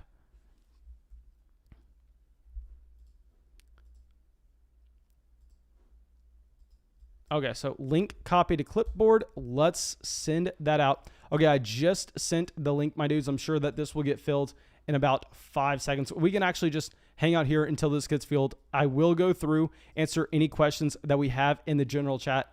And yeah, if you have not dropped a like on the stream for whatever reason, make sure you fix your life. Make sure you go down there and drop a like. Okay, this is getting filled very quickly. And also, guys, please let me know in the general chat how many people are wanting to get into this $100 league so I don't start a $100 league and not be able to fill it. Please, please, please let me know how many people are planning on getting into the $100 draft. Because, it may be a no bueno situation if people are not wanting to do that. Okay, so it looks like this has filled. So this draft is most likely going to start very early on. Let me switch this back over real quick so we can get all of this going. And yeah, okay, so what pick? We get the 107 yet again. Okay, so it looks like we're comfortable with the 107, so we can get this exactly how we would like it. But draft is starting in 42 seconds. Okay, so Mark says he would join the $100 league. SPAC gets in the draft. I'm very happy that you're able to get in, my dude. Okay, Yadiel says, Mason, do you have any draft strategy for standard leagues, non-PPR? I will say I've done historical research on the differences that you want to be making from PPR to a non-PPR format. That is all available in our 2021 draft guide. And like I said, guys, if y'all joined Underdog today and you shot me a DM on Twitter, Instagram, Patreon, Discord, whatever it is, and you just said, hey, Mason, I joined Underdog. This is the email I joined it with. I will send you that 2021 Fantasy Football Draft Guide. No questions asked. So yes, guys, please take advantage of that. Literally, I mean, there's nothing better that you could possibly do than go out there and get that draft guide for literally free. I mean, you're getting paid $15 to do so. Okay, so you know what? I don't know if we should do that. But anyway, okay, CMC, Dalvin Cook, Derrick Henry goes off. I mean, JN gets in this draft. Okay, happy to see that you're out here, JN. Talon Lee gets in here as well. Okay, so I don't understand why Derrick Henry's going before Alvin Kamara. I understand the quarterback concerns with Alvin Kamara, but at the end of the day, that's someone that, I mean, crushed the field last year, and it wasn't even remotely close. And I think that you can actually see Kamara bounce back a little bit with his touchdown efficiency. Now, yes, you want Jameis Winston starting there, and I understand Michael Thomas going down makes it where you're most likely going to end up having Taysom Hill start a few more games. But still, I really like the idea of going and getting Kamara over Derrick Henry. Dante Jones says, how do I join this draft? My man, this draft is actually full, but we are going to be having many more drafts after this. So I will send that link out in the chat in 1 second. Okay, so now let's go through. And obviously, we're not looking quarterback. It's essentially going to be between running back and wide receiver here. Now, Ezekiel Elliott is over Tyreek Hill in ADP. I personally prefer Tyreek Hill. We are going to be going with Tyreek. Okay, so also I can switch this over real quick so we can show the draft board instead. Let me know if this is still the format y'all would prefer seeing. Okay, Robert says, I love the stack philosophy. You broke it down perfectly in one of your videos. Thank you, my man. I mean, that's something that I have tried to break down a million times in a live stream, and I figured it would be way more useful if I just took the time. I took an hour and wrote down my exact thoughts, showed y'all historical examples, because it's something that we talk about over and over and over and over again. And people tell me that I am horribly wrong. And I know that I'm not wrong. I know it's correct based on what we have seen historically. So I'm glad that so many people found that video useful, because it's definitely one of the best things that you can look for in 2021. But Jonathan Taylor falls to the 112. That is fantastic value with Jonathan Taylor. I mean, that is a fantastic selection. I can't get behind Jonathan Taylor falling that far. Grim Reaper literally doesn't even take any time. Just takes him right away, double taps it with Nick Chubb on the way back.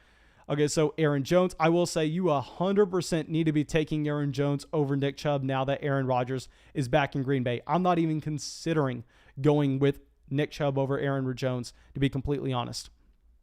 Okay, Blake says, I need the $100 draft. We are going to be getting that $100 draft going after this. Really hoping that we get that filled ASAP so we don't have to sit around and do nothing for the foreseeable future. So like I said, guys, please, please, please shoot me a DM if you're wanting to get in that $100 league. I'm sorry, not a DM. Just shoot me a message in the general chat. And then make sure you're already signed up with our code FLOCK on Underdog, please. Okay, so J.K. Dobbins, Aaron Jones, and Nick Chubb. Okay, we are going to be up in 3 picks, so we do need to pull this up and see who we're going to be looking at. Okay, so I know what we're going to be doing here. I don't necessarily love the idea of us doing it. Stephon Diggs does go at the 204, so DeAndre Hopkins goes to the 205. I think our second round pick here is going to be the exact same of what we had last draft. We're going to be going with Calvin Ridley at the 206. So this draft, maybe it looks like we're starting a little bit of a 0 RB build with the combination of Tyreek Hill and Calvin Ridley. And what's really funny is, if y'all remember our $1,000 live draft that we did on Patreon, I mean, I started that draft out Tyreek Hill and Davante Adams, and so many people clowned us for it. So many people told us how dumb we were for deciding to pass on a running back in the second round and draft Davante Adams. Well, who's laughing now, as Davante Adams is a top 5 pick in fantasy? Okay, Blake says, how do I know if I am joining your $100 draft? How you know you're joining my $100 draft is if you go through, if you sign up with promo code FLOCK and you hang out in the live chat till I send out the link in the general chat, because I promise you there are 200 people out here. I would be surprised if that many people are willing to beat you out to join a $100 league. And if people beat you out for tonight, guess what? We can do it tomorrow. We can do it the next night. We can do it the next night. We can do it the next night. I mean, like I said, guys, we have over $6,000 loaded up onto Underdog right now. I am going to be playing a ton of Underdog leading up until the season. There will be many more opportunities for you to get into a draft, and I'm assuming you're getting into it tonight. So I'm just saying worst case scenario. Yadiel says, Ridley is such a good pick. I think he has top 3 wide receiver upside. Yeah, no, Ridley is such an easy pick if you're getting him in the middle of the second round. I mean, that's someone that we've already seen be a top 3 wide receiver in fantasy before. If you remove the games where he left early due to injury last year, and now no Julio Jones, I mean, this is a player that's just going to be getting all of the targets. Okay, so now we probably need to be going running back in the 3rd round. If this was a different format, I'd be fine just continuing to hammer in wide receivers here. But given the fact that it's best ball, if we can get a running back, I'm going to be happy. Now, Joe Mixon is falling. Joe Mixon finally goes at the 303. That was fantastic value for Mixon. Now, the problem is, if we go through, I mean, it just looks like running backs are going way too early in this draft. I hate to say it, we may be drafting a 3rd wide receiver in a row here. And, I mean, clearly you have Chris Carson, David Montgomery as the best 2 running backs available on the board. But I don't know if I can take either guy over an Allen Robinson. I think we're going to go Robinson. We're going to go Robinson or Woods. Maybe I could consider Amari, but the problem is with the Amari injury, I don't think we can anymore. So let's get rid of, yeah. Okay, so Robinson does go. Okay, so that actually makes it a lot harder. Okay, so now that Robinson goes, the question is, do we like Woods that much more over Carson to kind of ruin this construction? And to be honest, I think, oh my God, I'm going to hate myself so much for this pick. I want to go Robert Woods so bad, but I would be uncomfortable doing that in a best ball format where we don't have access to the waiver wire. So if this was a regular league and we could go through and stream those running backs and pick them up as hot waiver wire pickups, I think we would pass on Carson. We most likely would go with Robert Woods. But given this format, we're going to go with Woods at the 307.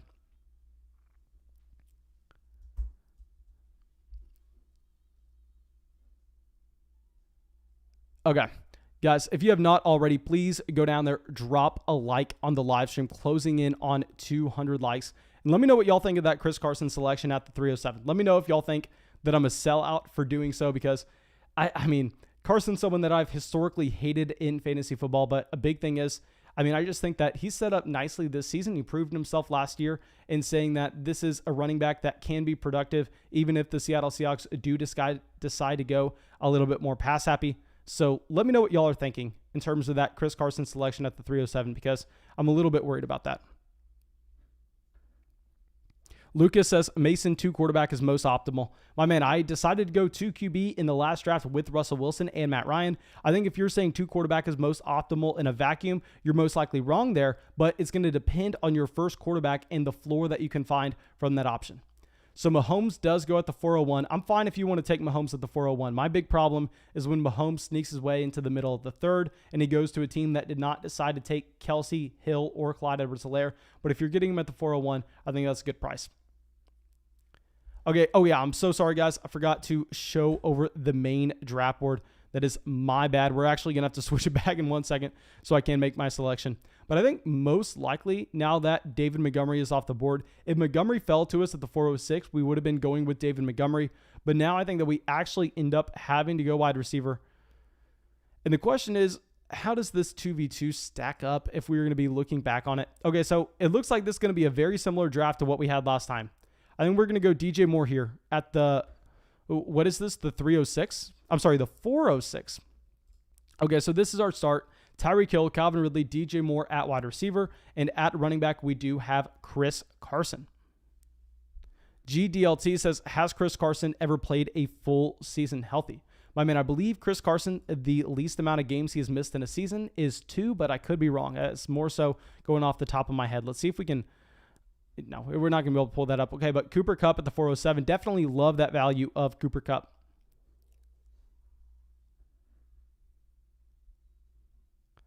Okay, so Yadiel says, going to steal leagues after watching this stack vid. Love the Tennessee stack.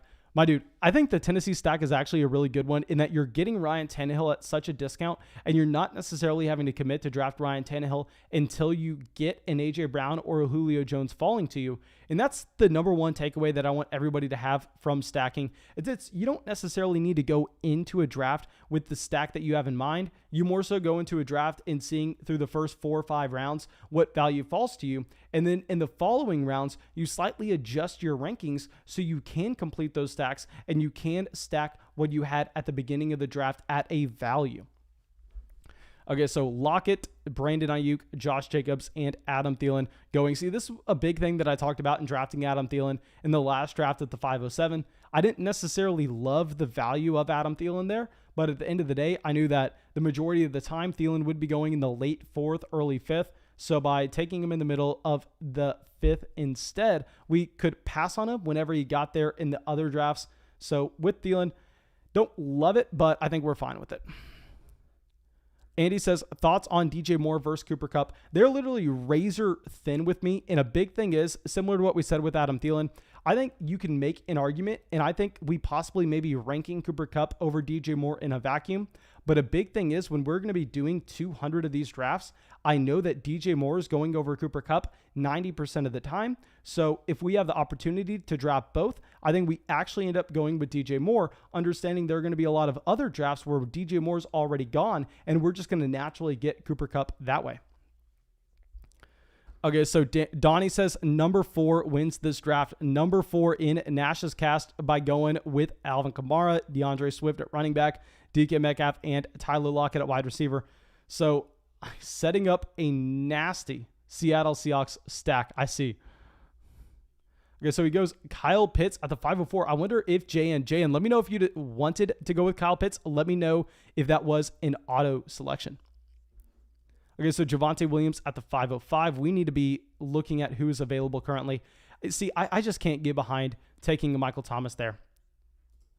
Okay, so running back. You know what? We honestly probably could have decided to go with a Patrick Mahomes in this format, given the fact that we took Tyreek in the first and it was okay value. But, I mean, I'm just not too excited to go through and do that. At quarterback, you have Josh Allen, Lamar Jackson, Kyler Murray. No stacks that really stand out to us at this point. I think instead what we're actually going to do is oh my gosh, this messed me up.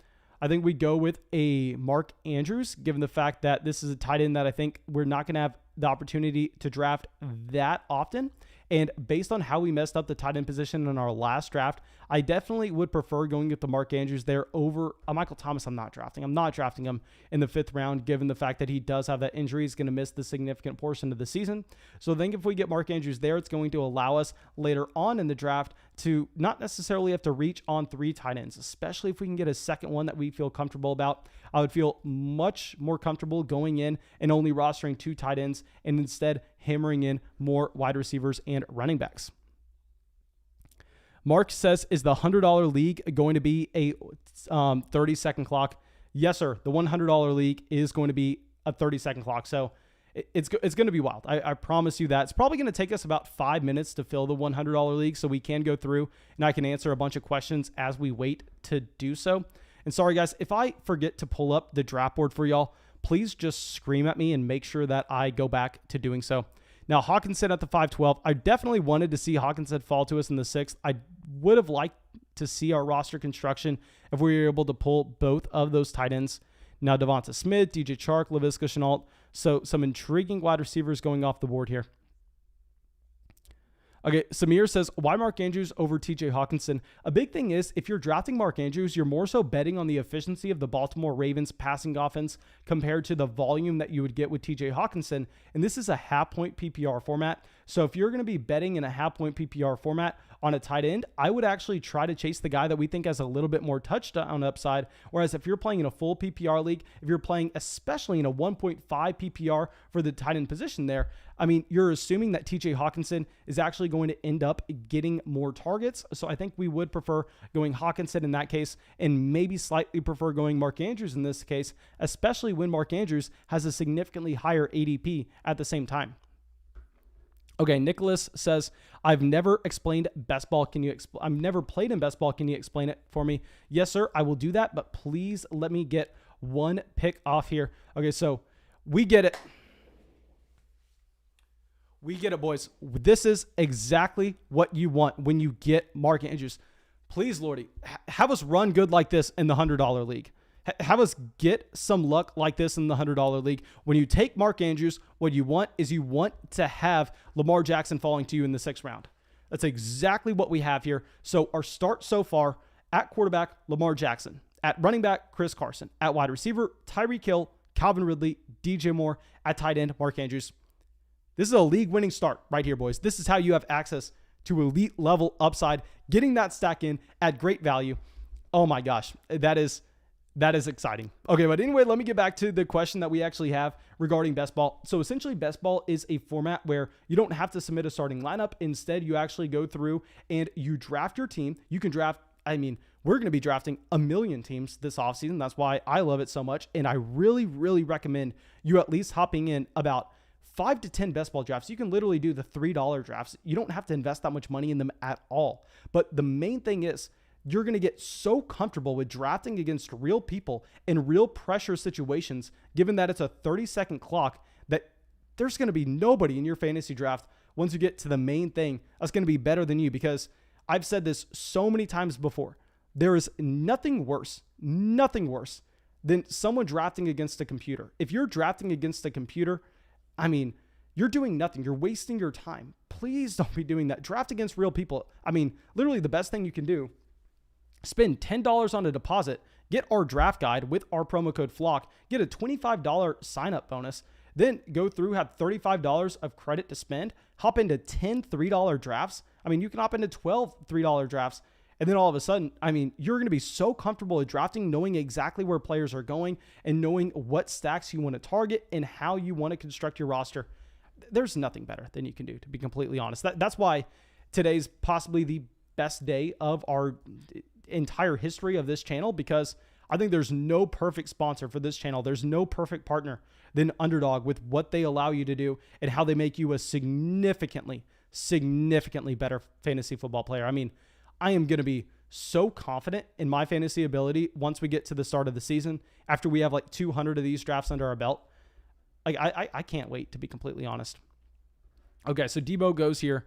Now we are going to be up on the clock. I mean, we didn't even have to think about our last selection. Oh my gosh, do we have to consider Michael Thomas here? Do we have to actually make that consideration? Okay, Antonio Brown goes. Trey Sermon goes. Okay, so let me say this and say this clear for everybody watching this. If this was not a best ball format, Michael Thomas is the selection. But the problem is, with it being best ball, your points throughout the entire season matter so much more. You need to be getting points at the beginning of the year, not just at the end of the year. So because of that, and because of the best available player, we are going to be going with Sutton. I hate Courtland Sutton, and we drafted Jerry Jeudy in the last draft, another player that I hated. But let me point out why we are doing that when they fall to this kind of value. So here with Sutton, we take him at the 707, which I do not like, to be completely honest. I mean, I think that is a pick that more times than not is not going to work out. But at the end of the day, I want as little shares of Courtland Sutton as possible. I want as little shares of Jerry Jeudy as possible. So when the majority of the time they're going in the beginning of the 6th round, I am completely fine fading them, because you're going to find in most drafts that Jerry Jeudy's going before Laviska Shenault, before DJ Chark, before Devonta Smith, and the same thing with Courtland Sutton. The majority of drafts, Courtland Sutton's going to be up here way before these players. And there, I'm never considering them. But if we ever have to draft them, I want to make sure we're drafting them as late as possible. And I think at the 707, that's a point where we can. Like I said, if it wasn't a best ball format, I'm definitely going to be going with a Michael Thomas instead. Luke says, where do I get the Underdog link? My man, let me send that out in the chat for you right now. I apologize for not having sent that in a while. But yeah, guys, like I said, also, please, once you decide to support this show by joining up with code FLOCK on Underdog, which there's nothing more you can do to support the channel, shoot me a DM on Twitter, Instagram, Discord, Patreon, whatever it is. Let me know that you decided to do that. Let me know the email that you signed up with. That way I can get you our 2021 fantasy football draft guide tomorrow. You'll be sitting, just waking up, checking your phone, and it will be sitting there in your email for you. Okay, so now we passed 200 likes on the live stream. Thank you so much, everybody. Now we are going to be up on the clock again, and let's see where we are going to be going. Okay, so this team we have so far has 1 quarterback, 1 running back, 4 wide receivers, and a tight end. So honestly, I think we kind of have to go running back here. Let me see the value that we have at wide receiver. In my opinion, Mecole Hardman's the best pick. I'm sorry, not Mecole Hardman. Hollywood Brown is the best pick. Let me see what we have at quarterback. Yeah, Hollywood Brown is the best pick here. The thing is, I don't think it fits our roster construction. You know what? That's never stopped me before. We're going to Hollywood Brown. We'll figure it out later. We're going to be doing so many of these drafts. I want to push the envelope. I want to test out some new things. Y'all can hear my dog. She lays under my desk as I live stream. I guess something's going out in the apartment. Little girl, it's okay.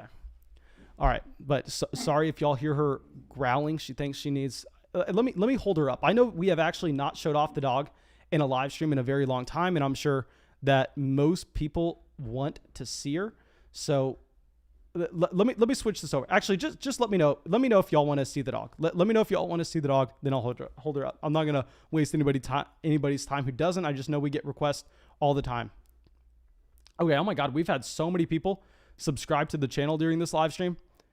I mean, we have Edge, Cash, Nitro, B. Simon, Deems, Kazar, Luke, Scary, Sage, Joshua, Aaron, Ryan, Steve. Thank you all so much for subscribing to the channel. Okay, so let me know how bad my Hollywood Brown selection is there, guys. So we're going to be having to hammer in running backs later in this draft. I mean, if you're drafting near me, no, I'm most likely drafting a running back. This is very similar to our $1,000 build where we get wide receivers we feel confident about at the beginning, knowing that running back is very fragile. Then we go in and backfill after. Okay. Okay, so it looks like y'all do want to see the dog. Okay, let me go through. Okay, let me slide this up real quick. Show off the board. After we make this pick, I will show the dog, but please guys, drop a like on the live stream for the dog. Now, AJ Dillon goes to the 901 yet again. Oh my God. Okay. Okay, AJ Dillon at the 901. Love that Russell Gage selection at the 903. I possibly honestly should have gone with Russell Gage. Gage may be the best value in this draft. Alanis says, damn son, my team is stacked. My man, let me know what team you have in here so we can check it out. That's a big thing, guys. Know if you're joining these underdog drafts with me any night that you decide to join, I'm probably going to be making fun of your team. I'm probably going to be making fun of your picks, but at the same time, I make fun of my own picks. I make fun of my own team. I think that's the best way that you can get better at fantasy football. So please understand, I'm not trying to be an ass. I just naturally am. Okay. So now let's pull up the running back draft board because there's only one position we can look at this point. I mean, how many? We have 5 wide receivers. We have a quarterback. We have a tight end. I mean, our only running back. It's not like we even got a running back in the first round, someone like a Christian McCaffrey we can rely on because at that point I'm chilling. But no, we have Chris Carson. We need someone in here. So a perfect example of adjusting your strategy a little bit for a best ball league is a Ronald Jones, not a player I like in a regular league where you have access to the waiver wire. You can pick up high upside picks. But no, instead, Ronald Jones, I think in this format as a running back too, when we need running back points, we need guaranteed running back touches, is going to make a lot of sense. Okay, so let me grab the dog real quick. My dudes, I will pull up the draft board in 1 second. Molly, come up here, baby. Come here. Come here, my good girl. She is asleep, so she may look dead, but she's not. Oh my God, Miley. Come here. She's going limp on me. She's 100 pounds. Come here, baby. Come here. You're being a good girl. You're being a good girl. Okay. Oh my God, Miley.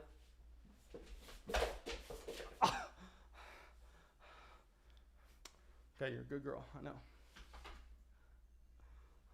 Actually, you know what? I am so dumb. Our camera, actually, we have a new camera, so I could have just showed y'all on the camera. I should have taken it off the stand. But oh my God. Okay. Oh my gosh. Okay, that hurt. Okay, but anyway, Raheem Mostert, Noah Fant, Jalen Hurts, Corey Davis off the board. Let me get some water after trying to hold her up, my dudes. I mean, she literally weighs 100 pounds. She's a great Pyrenees. Very, very heavy. Cody saying, hit the gym. My man, I definitely do need to hit the gym. I will admit to that one, my dude. Okay, so if you're ever going to decide to support the channel by either going and dropping a like on the stream or using code FLOCK on Underdog, do it at least for the dog. Do it at least for the dog that's on the stream. Just know, I mean, we are brand loyal to Underdog right now. There's literally a dog under my desk as we stream. Okay, so Rashad Bateman, Logan Thomas. Now we are up back on the clock. Please give us a running back. Give us a running back that we like. Okay, so we got our boy. You know what? We're going to go Zach Moss just because Zach Moss is very rarely ever going to fall to us in the 10th round. He went in the 9th round of the last draft. We need running backs here that are going to get guaranteed touches. That's exactly what you're getting with Zach Moss. So we're going to be taking him here. Let me put back the draft board. Zach Moss, another player that, I mean, a perfect example of someone that I don't love in a 12-team PPR format where you have access to the waiver wire. You submit your starting lineup every single week. But in a format like this, I think is perfectly fine. Now, I still love that Russell Gage value. I mean, let me know what y'all think the best pick of this draft so far has been. But in my opinion, it's Russell Gage in the 9th. Okay, we also passed 200 likes on the live stream. Thank you so much, everybody, going down there and dropping a like. Kevin says, do it for the dog, people. Hashtag FLOTDog, hashtag Underdog. Yes, sir, my man. Okay, Sam says, has your dog been hanging out with Calvin Benjamin? Yeah, I have her on that Calvin Benjamin diet. Honestly, she's way too skinny, to be honest. She's just a monster. Miles says, what app is this draft board? This is actually Underdog, and this is where we're going to be doing all of our fantasy drafts in 2021. It's literally the perfect format where you can hop in. You can do real money drafts, so you know you're going against real people. You know you're not going against the computer. Nobody's going to be autoing, and at the same time, you just go through, and I don't have to handle any of the money on my end. So it's significantly easier, because a big thing is what I thought we were going to be doing before we decided to enter into talks with Underdog about a partnership this year is I thought we were going to make all our drafts that we were going to do leading up to the season. We were going to do them all through Patreon, where I was having to send out links for people to get their payments in. I was having to be the commissioner of all these leagues.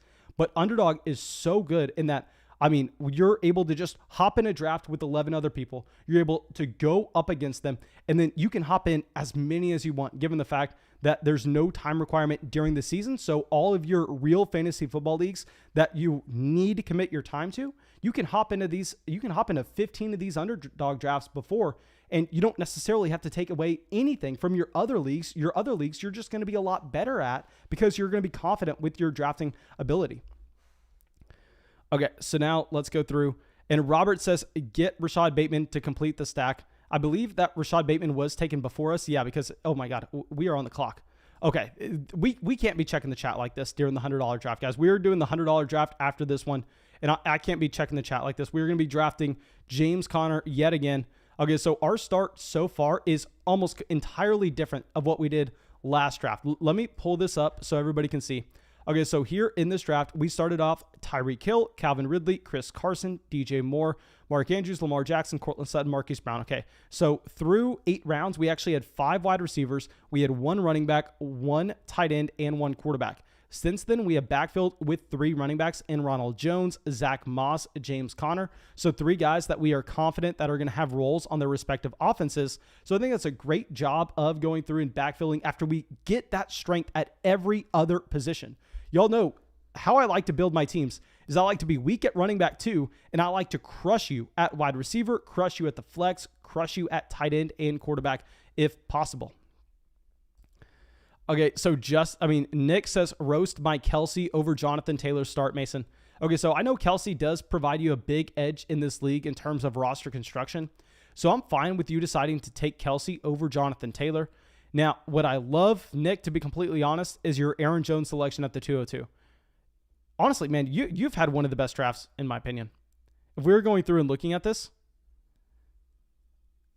I think Nick honestly probably has the best draft. Maybe I would prefer going to Jonathan Taylor, even with the roster construction edge that Travis Kelce gives you.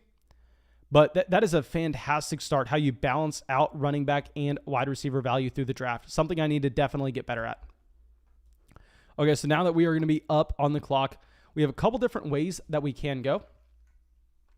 So I believe Trey Lance has already been drafted. Has he?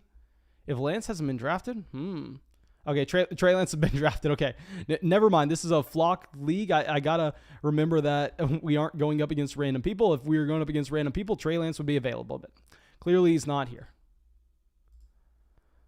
Okay. Okay, wait, we are on the clock. We're on the clock. We're going to go Irv Smith.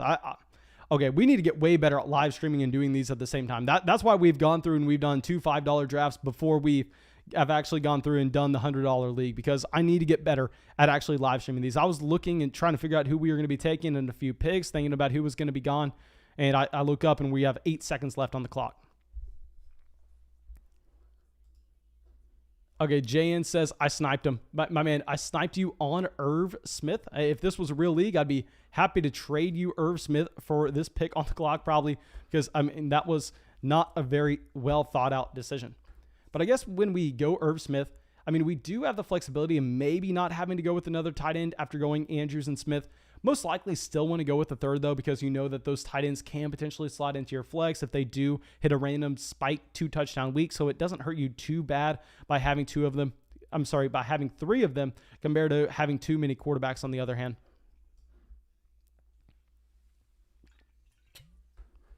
But a big thing is also, guys, when we take Lamar Jackson and you take him so early, like we took Lamar Jackson in the 6th round, you're kind of committing yourself into only drafting 2 quarterbacks in a format like this. When the last draft, when we took our first quarterback in the 8th round over Russell Wilson, we actually could have gone and we could have drafted 3 guys instead. But no, we only took 2. And that was more so about us not necessarily timing the quarterback position correctly. But here, I think it's actually going to be optimal to take 2, because you can't invest too much into the quarterback position, given the fact that we've already spent a 6th round pick on one. And that opportunity cost when you could have had a top available running back or a top available wide receiver is going to be pretty large. Joseph says, can you do mock drafts on Underdog? My man, to be completely honest, I think that you shouldn't be doing quote unquote mock drafts at all. I think when a tool like Underdog is available, and I'm sorry if I sound like an ass when I say this, I know that I easily can sound like one, but I think that $3 is a low enough price where I'm willing to pay that. And I would advise anybody to pay $3 to hop in a quote unquote mock draft, and you can treat it as a mock draft. Especially, guys, like I said, if you use promo code FLOCK, you get an extra $25 credit when you sign up. So you're getting $35 on the site for a $10 deposit. So you can go through and you can do 12 $3 drafts. I know technically you can only do like 11.66, but I mean, essentially you can do 12 $3 drafts for just $10. I think instead of doing mock drafts, no, guys, you should be doing real drafts on Underdog, because in a mock draft, you're going against a computer. You're going against people that are auto drafting. So I don't want to be doing that. And here I think we go Jamal Williams. It could be a mistake, but the thing is, when we have our wide receiver room of Tyreek Hill, Calvin Ridley, DJ Moore, Courtland Sutton, Marquise Brown, I'm very confident in us going through and not necessarily having to fill out the rest of our roster with top end wide receivers. So when the running backs that we draft end up being guys that not only have access to upside if an injury occurs in front of them, but at the same time, they also have locked and loaded roles in their offense. I mean, we know Ronald Jones, Zach Moss, James Conner, Jamal Williams, they're all most likely going to be getting touches. So I think that's a nice way that you can piece together running back 2 production. And later on in the draft, now we've already solved our running back issue where we can go through and we can load up on wide receivers. But I would really like to hear your opinion down in the comment section below, because I could easily be wrong with this. Nicholas says, Mason, I'll be happy to join Underdog and everything this weekend. My man, I am going to be happy to draft with you. Okay, so now let's go through Rob Gronkowski at the 13-11. Okay, Jacob says, what states can we play Underdog in? I live in Texas. My man, you can play Underdog in like literally every state. I think you can't in Louisiana. You can't in Washington. I think like Washington's the biggest state you can't play in. But oh yeah, no, you can definitely play in Texas, my dude. Like, don't worry about you not being able to play Underdog in a given state. I can look it up after this, but Underdog you can play in almost all of them.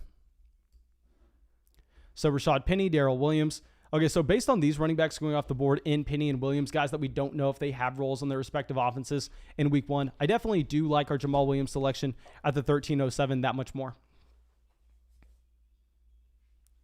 Okay, so Kirk Cousins at the 14-02. Possibly that's a pick that we probably should have considered. Let me pull this up real quick and see exactly how many starting quarterbacks are still going to be available here.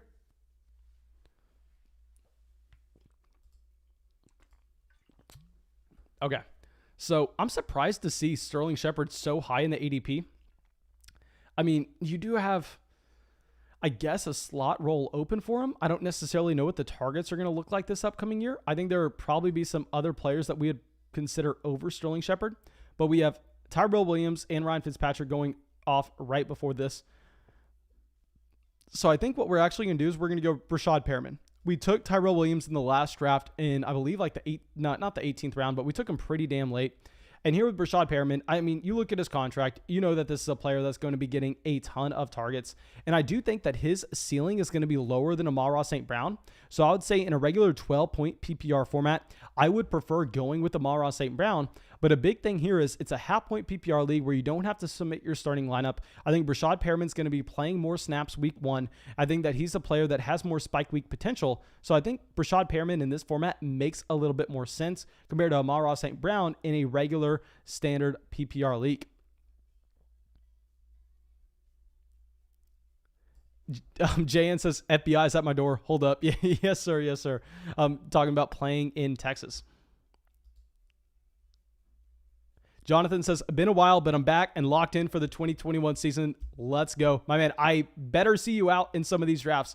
And also, like I said, guys, we are going to be getting, most likely, I mean, it's going to take maybe 15 minutes for us to get that $100 league going. So please stick around if you want to play in the $100 league. All you have to do is make sure that you make that deposit on Underdog with code FLOCK. You get a $25 bonus whenever you do decide to make that. And also at the same time, if you shoot me a DM letting me know that you decided to do so, and this isn't just for people in the live stream. If you're watching this as a video a month from now, shoot me that DM after you make that deposit. Let me know your email. This offer runs all the way up until the start of the season, even a little bit into the season, but I'm sure that draft guide is going to become irrelevant by the time we get to week 3.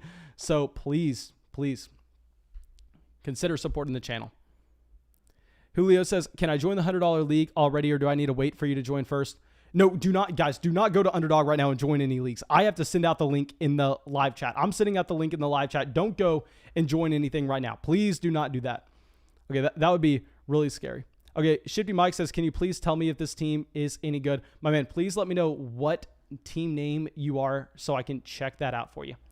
Okay, Kadarius Toney at the 15:05, AJ Green. Now we are up on the clock. I think we are going to be going quarterback to get our second option, because currently our only quarterback is actually Lamar Jackson. And I know, okay, so Baker Mayfield, I think, is someone that has a very low ceiling in a regular league that isn't best ball. I would prefer some other options like a Zach Wilson or Deshaun Watson, both over him. But I think Baker Mayfield makes a little bit more sense in this draft just because we know he's playing all 16 weeks. So you know that if anything were to happen to Lamar Jackson, we're fine with Baker Mayfield there. So we're going to get him as our second quarterback. Do not love it whatsoever. If I was playing in a non-best ball format, I would never consider drafting Baker Mayfield, but I think he is going to be fine there. We knew that the other quarterbacks were going to be going off the board based on our last draft and that lesson that we learned. You see Carson Wentz, you see Zach Wilson going as well.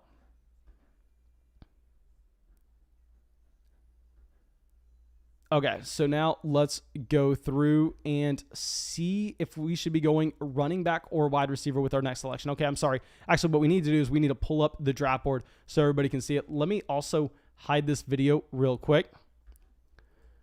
Okay, so after our Baker Mayfield selection, you need to have Carson Wentz, Zach Wilson, then you have a few more wide receivers going off here. Okay, so Randall Cobb at the 16:01. Is this actually later than what you had with Randall Cobb? I believe this is later than in the last draft.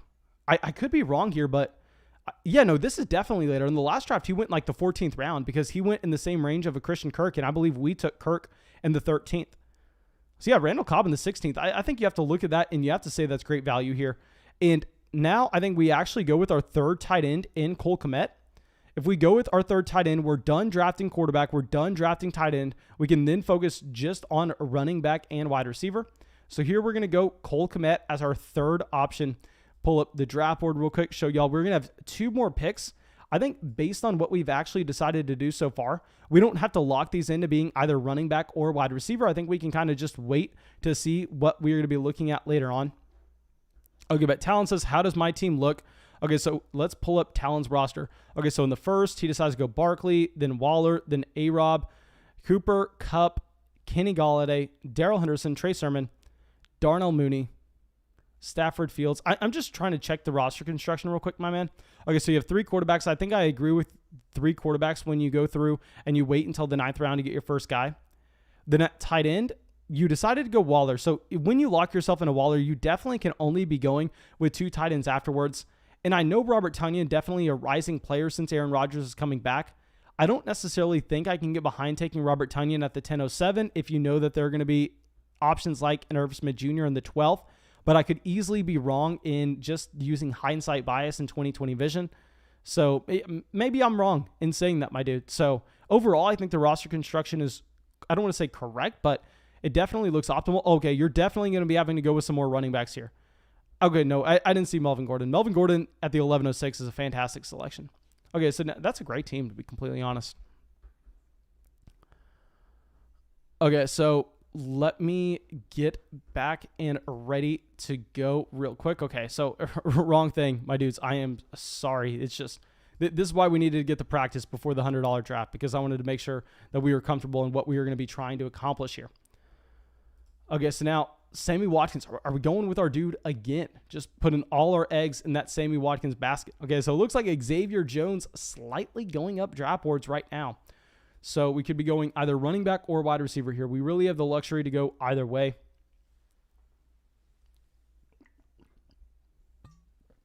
I think we're most likely going to want to go wide receiver, though.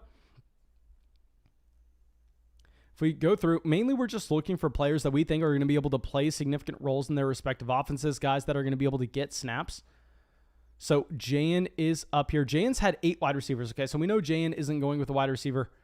He decides to go with Malcolm Brown. Great pick. Zach Ertz. Okay, so Talon is up 1 pick before us. So he has 7 wide receivers, 4 running backs, 3 quarterbacks, 2 tight ends. And remember, he took Darren Waller. So I think once you take Darren Waller, you really lock yourself in to only 2 tight ends at this point. Okay, so Philip Lindsay. Okay, so now we're doing it again. Like I said, guys, in a regular league where you had to submit your starting lineup every week, I don't necessarily like this. But with Sammy Watkins, we know that he's going to have that spike week potential. So I think we go Watkins here.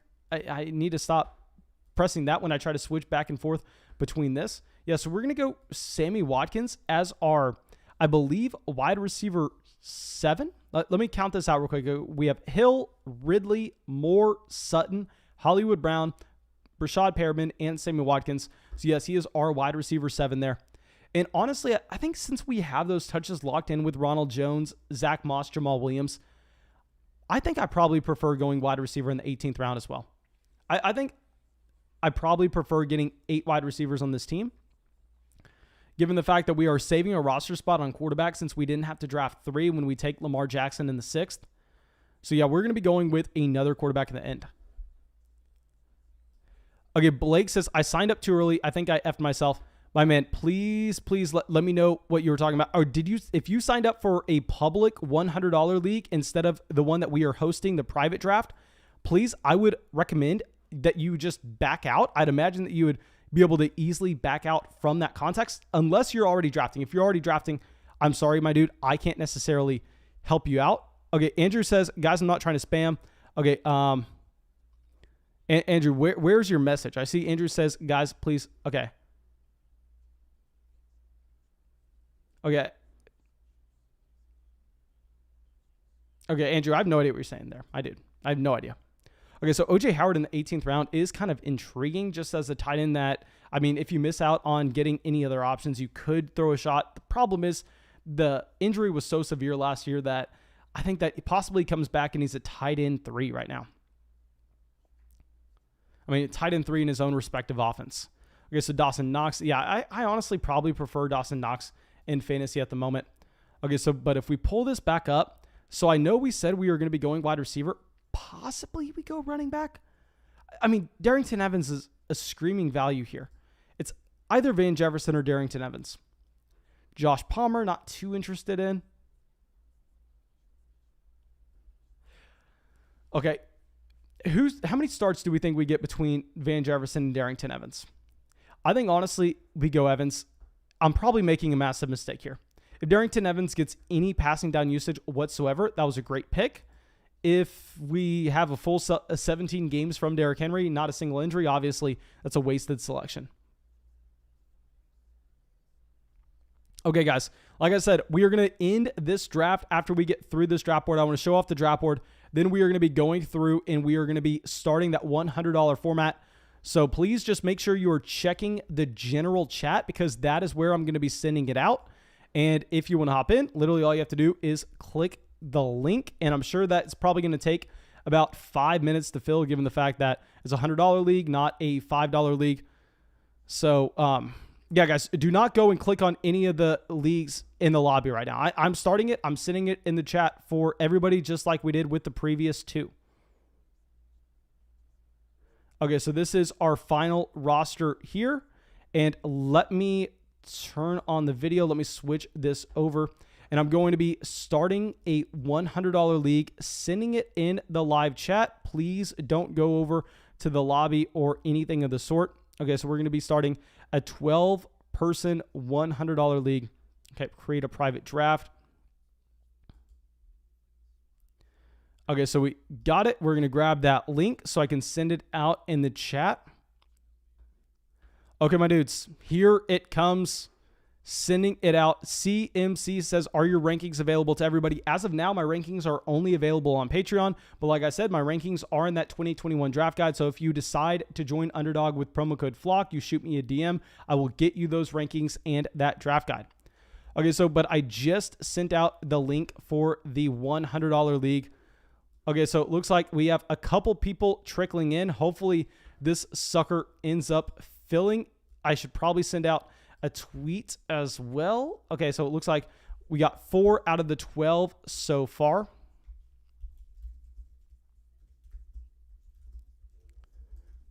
Okay, so let's see if we can send this out and fill it. Please, Lordy. Okay, sending out this tweet right now.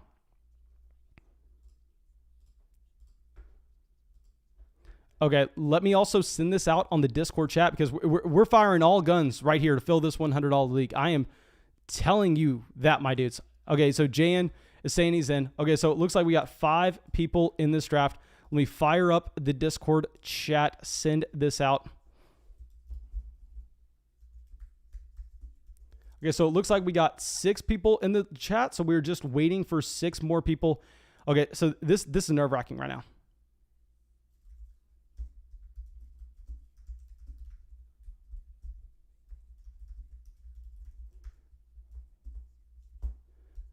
Okay, so sent that out to everyone in the Discord chat. Okay, so hopefully that gets this filled. Let me read the general chat questions real quick as we wait. Like I said, guys, figure this was probably going to take about 5 minutes or so. Okay, so let's go through and see. Okay, Rachel says he's in. Raheel says he's in. Sam says he's in.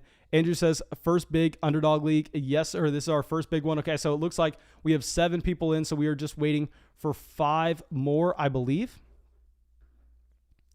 Swizzy says, I don't know if I'm focused enough to do a $100 format. I completely understand.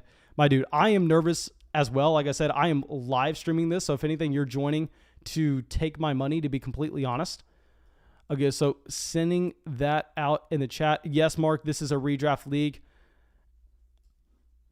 Okay, so let me go through and just continue to check the chat.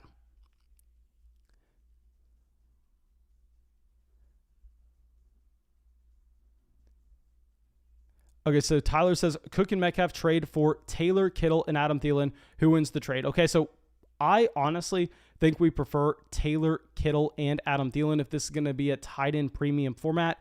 If not, I think that you would prefer having Metcalf over Kittle. You'd prefer, it's close. I would really want to see more of the league settings in terms of answering that question, to be completely honest. Okay, so now it looks like I believe we have 2 more spots available in this draft. So please, guys, if you're considering joining the $100 league, we have one more spot. One more spot. Okay, it looks like we are going to be able to fill this bad boy. Let's get this going. Sending out one more link. Guys, the links that have been sent out are the $100 draft links. Make sure you hop in. If you use promo code FLOCK when you join, you get a $25 bonus. So please take advantage. Also, if you join not just the $100 league, but if you just join Underdog at all, you participate in any of our drafts, or you use promo code FLOCK in any draft that you are in, you're getting our 2021 fantasy football draft guide. All you have to do is shoot me a DM. Okay, so this draft filled.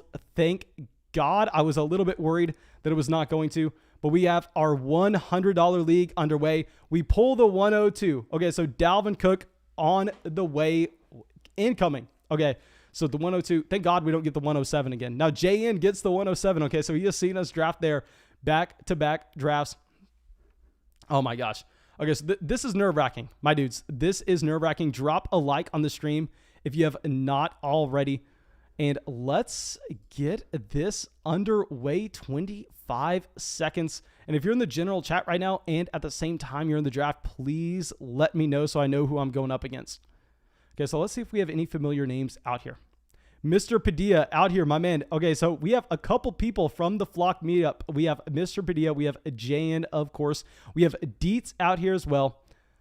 We have Raw out here as well. I mean, right here, a new member of our Flock 18 Patreon League, Dynasty League as well. Okay, so we got a lot of guys out here. Okay, so Christian McCaffrey goes off the board. Obviously, we are going to be taking Dalvin Cook here at the 102. That's going to be a surprise to nobody. And this is stressful. Okay, this is where it's at. Okay, so right here, this is going to be the first decision point that you actually have. I think the decision is clearly Alvin Kamara, even though I know most people actually want to end up going with Derrick Henry. But yeah, and Kamara is my guy at the 103. Let's see who ends up going.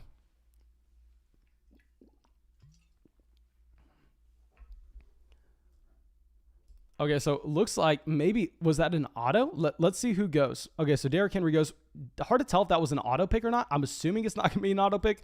Given the fact that this is a $100 league, I'd be surprised if anybody is actually auto drafting.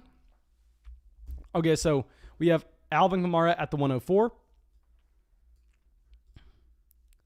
Okay, I'm just so happy we got a top 2 pick. I mean, talk about running good. In the 2 $5 leagues that we have, I mean, we get kind of a crappy spot at the 107. You're stuck in no man's land. You don't really like any of your options.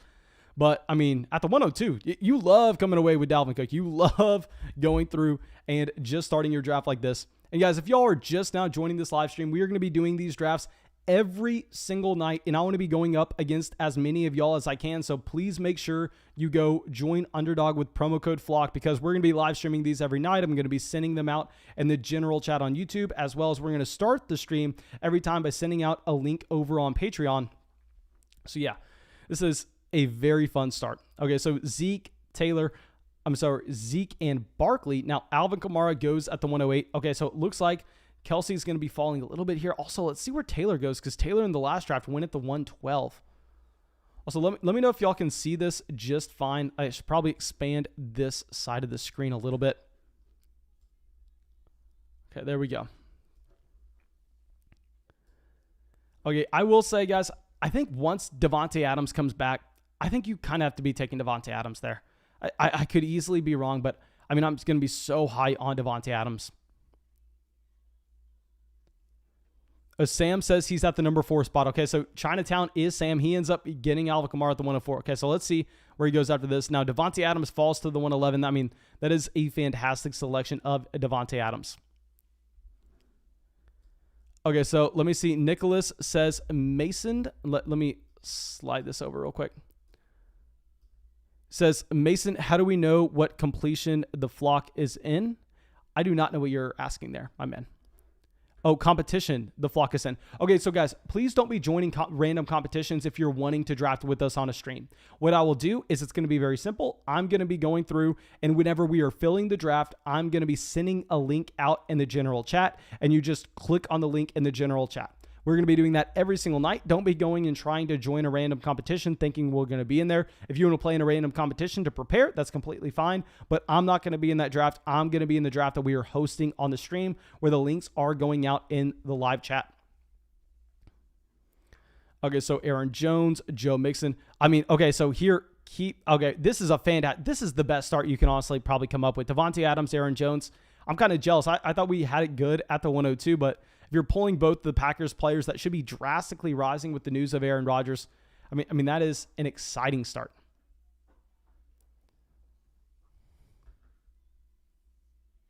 Daniel says the auto message link is confusing people. I definitely need to clarify that going forward. I definitely will, my dude. Okay, so Calvin Ridley goes at the 205 after we take him back-to-back at the 206. I mean, we have Calvin Ridley in a ton of these leagues so far. Arnav says, yo, Mason, why is this not on Sleeper? Because I want to be able to host as many drafts with y'all as I possibly can. And the best way I can do that is with Underdog, a platform that I think so many people can get value from. And if you're drafting on Sleeper, if you're doing mock draft or really anything, it's going to be very hard to actually go through and work out the logistics of that. You have to find 11 other people that are willing to sign up. You have to find someone to handle the money of whatever league you're playing at the same time. You have to stay in contact with everybody. I mean, it's a massive pain. Whereas on Underdog, it's the most seamless. It's really, in my opinion, the best platform if you're going to be talking about actually drafting. So, I mean, we can get 200 drafts in here on Underdog. I can play with as many of y'all as possible, which is what I'm wanting to do. Raheel says, pick 11 stole his stack. Okay, so he wanted Davante Adams, Aaron Jones, and instead he went Stephon Diggs, Nick Chubb. I still think, guys, you have to go Aaron Jones over Nick Chubb at this point. But anyway, we're going to be up on the clock, and this is a $100 league. I need to stop focusing in on the live stream. I need to focus in on this draft. Okay, so we are going to be one pick away. Okay, so I think Darren Waller goes. Okay, Darren Waller would have been our selection. We were going to be trying something out a little bit new if Darren Waller did fall. But now, given the wide receivers that are going to be available to us in the third round, I think what we're potentially going to do here is I think we're going to hammer in a running back. I think we're going to go Najee Harris. I don't love it, but he is by far and away the last player in the tier. And since we're picking at the end, we know if there's any chance that we want to go running back at the 302, I mean, we kind of have to roll the dice that Najee Harris is going to pass the 212. I don't think that's going to happen. So we are going to end up taking Najee Harris there at the 111. Not necessarily a massive fan of it, but I think if we are going to go try to get some wide receivers in the 3rd, 4th, 5th, 6th round, it makes sense to go Dalvin Cook, Najee Harris, especially in a half-point PPR format where we know you are slightly wanting to prefer those running backs. So yeah, I don't love the Harris value, but I think we honestly kind of have to go there. So now wide receiver, we're just going to have one pick. I think it's not necessarily going to be something that we have to think about a ton. Okay, so Keenan Allen does go. Keenan Allen definitely rising up draft boards. And remember, a month ago, me screaming that Terry McLaurin was the most overrated wide receiver in fantasy because, I mean, you had Keenan Allen behind him. And all of a sudden, Terry McLaurin, nowhere in sight. Keenan Allen going a full round ahead. Yet, I got so much hate for that. Okay, we're going to be going A.J. Brown here. Okay, so our start so far to this draft is Dalvin Cook, Najee Harris, and A.J. Brown for our $100 draft. Okay, so this is a massive start. This is pretty much best case scenario. So guys, please drop a like on the live stream. Subscribe to the channel if you are enjoying it. Let me know what y'all are thinking about this start to the draft. Now, Julio Jones goes at the 303. Okay, so A.J. Brown, Julio Jones going back-to-back. I would clearly prefer A.J. Brown, so I love that value that we are ending up getting. Now, we do have to kind of keep in mind that maybe he tries to go for a Ryan Tannehill stack later on in the draft, so that is going to be in the back of our minds. Now, I know CeeDee Lamb, definitely a wide receiver that is currently rising based on the talent profile, based on the Amari Cooper uncertainty with his injury. I've actually seen him go before both Julio Jones and A.J. Brown in a few of these drafts so far today.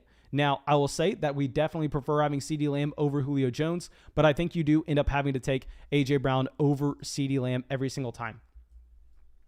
Okay, so DeAndre Swift at the 305, Allen Robinson at the 306. We got Allen Robinson in a draft earlier. I mean, Allen Robinson, a clear smash pick in the middle of the 3rd. Okay, so JN, he gets his guy in Antonio Gibson in the 2nd round. I missed out on that, but he follows it up with Robert Woods in the 3rd. So Terry McLaurin at the 308. Like I said, guys, I mean, I'm fine if you want to go Terry McLaurin at the 308. My problem with Terry McLaurin earlier this season was, I mean, he was going before CeeDee Lamb. He was going before Allen Robinson, and I couldn't get on board. I was saying that was some of, if not the worst decision-making in all of fantasy drafts. Now, if he's going after all those wide receivers, I'm fine with you deciding to take him there. But yeah, I mean, still maybe the 308. Let me see what wide receivers are still available. I think we would possibly prefer having, I don't want to say a Chris Godwin, but I mean a DJ Moore. I know we're on a boat with that. I'm completely fine if you want to actually go out there and get Terry McLaurin over those guys. I just can't, I can't allow anybody to draft him over A-Rob or CeeDee Lamb. I think that's horrendous. Swizzy says, am I too high on CeeDee Lamb? Did you take CeeDee Lamb at the 304? Because actually, no, we know Sam took CeeDee Lamb at the 304, if I'm remembering names correctly. So I think that, I don't know where you are on CeeDee Lamb.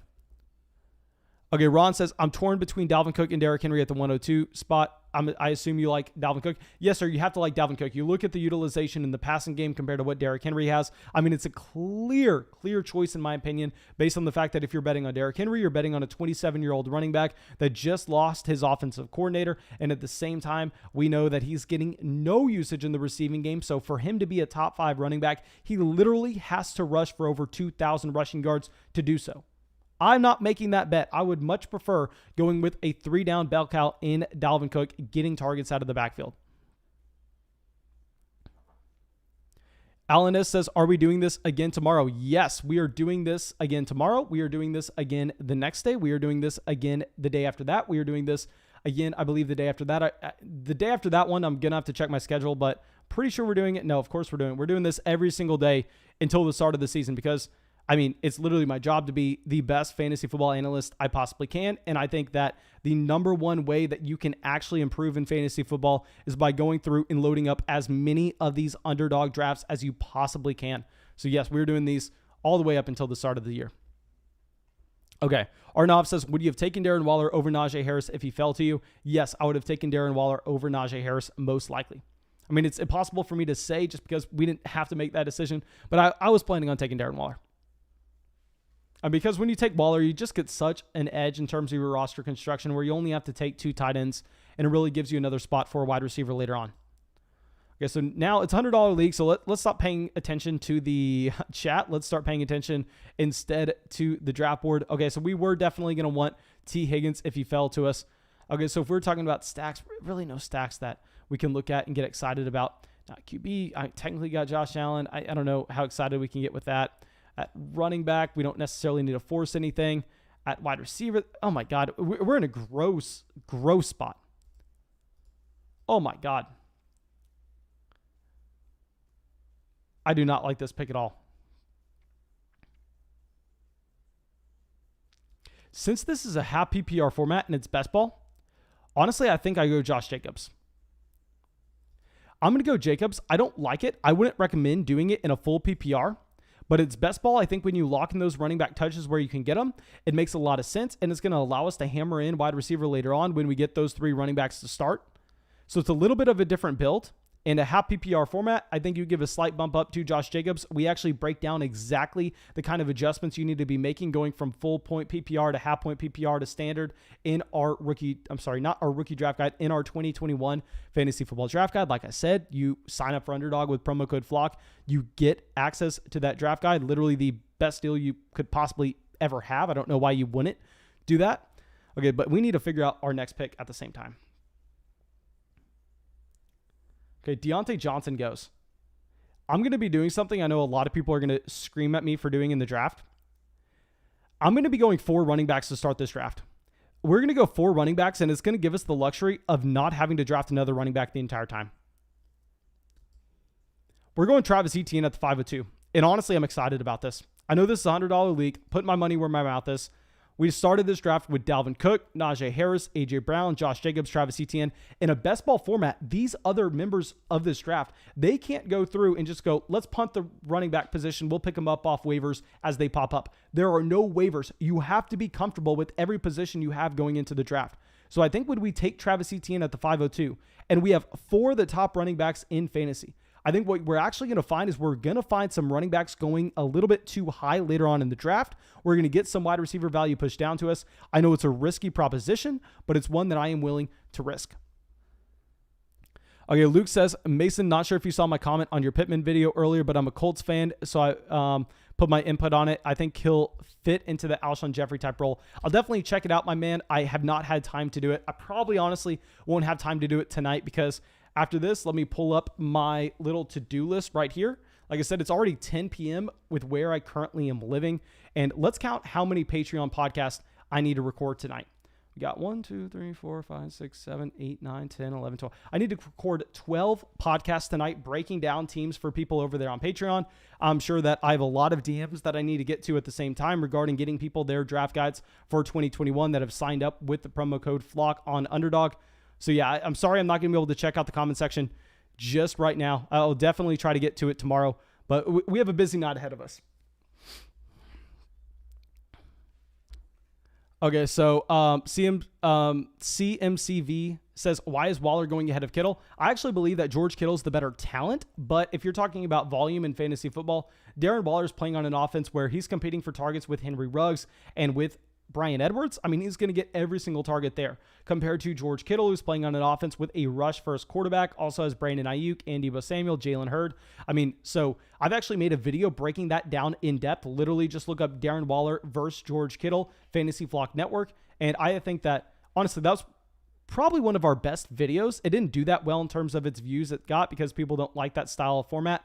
But diving in depth on those 2 tight ends, I think if you're currently thinking that George Kittle should be going over Darren Waller, I was with you at the beginning of the offseason until we did a deep dive into it. And I really encourage you to go out there and listen. Thomas says, I hate Josh Jacobs this year. Him and Kenyon Drake are too close in valuable touches. My man, I agree with you. I just think that in a best ball format, in a half PPR league as well, I think that we slightly have to adjust Josh Jacobs up in our rankings. And at the same time, I think now we're going to just get to hammer in these wide receivers later on. Okay, so DJ Chark goes at the 601. Let me see if there are any picks that really stand out. Okay, so Darrell Henderson at the 602. I believe that's the earliest he's most likely gone today. Javonte Williams at the 603. Really love that Javonte Williams selection at the 603. Okay, guys, also, if you have not dropped a like on the live stream, I believe we are 20 likes away from 300 likes. Please make sure you go down there, drop a like. It helps us out so much getting recommended to new listeners. Okay, so DeMore coming out. Mark Andrews at the 604. Really like the value with Mark Andrews. I mean, we actually, I believe, took him at the 507 in the last draft. Okay. So we are a decent ways away. I mean, let's go to the draft board real quick just to check it out and just to see what we're going to be looking at. Okay, so at quarterback, I mean, we're not at quarterback. What is our team so far? Really, AJ Brown's the only quarterback I'd really consider stacking. I mean, with Ryan Tannehill. So I don't think we necessarily jump up and down to see any quarterbacks fall to us. Running back, I think we would be a madman if we decided to go running back yet again. Wide receiver, tight end. There are no tight ends currently available. That would be interesting. So I think possibly we end up having to go with a wide receiver back-to-back picks here. Maybe a QB, just depending on how the draft board falls. Okay. So let's scroll back real quick. Okay, so we have Kyler Murray, Lamar Jackson, 2 elite quarterbacks going off the board in the middle of the 6th round. Okay, but my bad, Goose. My bad, my dudes. I did not realize how large that webcam is. Let me slow it down. I love the message from Richard saying, Mason, you're very pretty, but make the webcam smaller. My man, I got you. Thank you for letting me know it was too big. I wasn't checking out the live stream. Instead, I was checking out the draft board. Arnav says, can someone explain what best ball means? Yes, someone else explain what best ball means because I've explained it 10 million times before. And guys, we actually have a video coming out tomorrow breaking down in depth exactly what best ball is. Okay, so we're on the clock right here. And do we take Michael Thomas? I don't think we can, honestly, especially in this draft. I think we go Odell Beckham Jr. We're going to go Odell here because I think he's less likely to fall back to us at the 702 compared to the other player that we would want. So we're going to go with Odell, and we're going to wait to see who Julio decides to draft.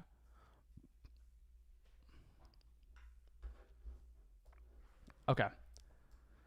So he's on back-to-back picks. He's had a very balanced start where he has 2 running backs, 2 wide receivers, and a tight end. So he can really go any direction that he wants. I would have possibly... Okay, so he goes Damian Harris. Dang, Damian Harris. I mean, definitely someone that's been rising up draft boards. I can't get behind it, to be honest. Okay, so I think the guy that we want is most likely going to fall to us. Let's see it. Come on. Let him fall.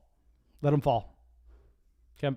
Justin Herbert goes, okay, so I believe we are getting our man Laviska Shenault. So yes, I am drafting Laviska Shenault over Courtland Sutton, over Jerry Jeudy.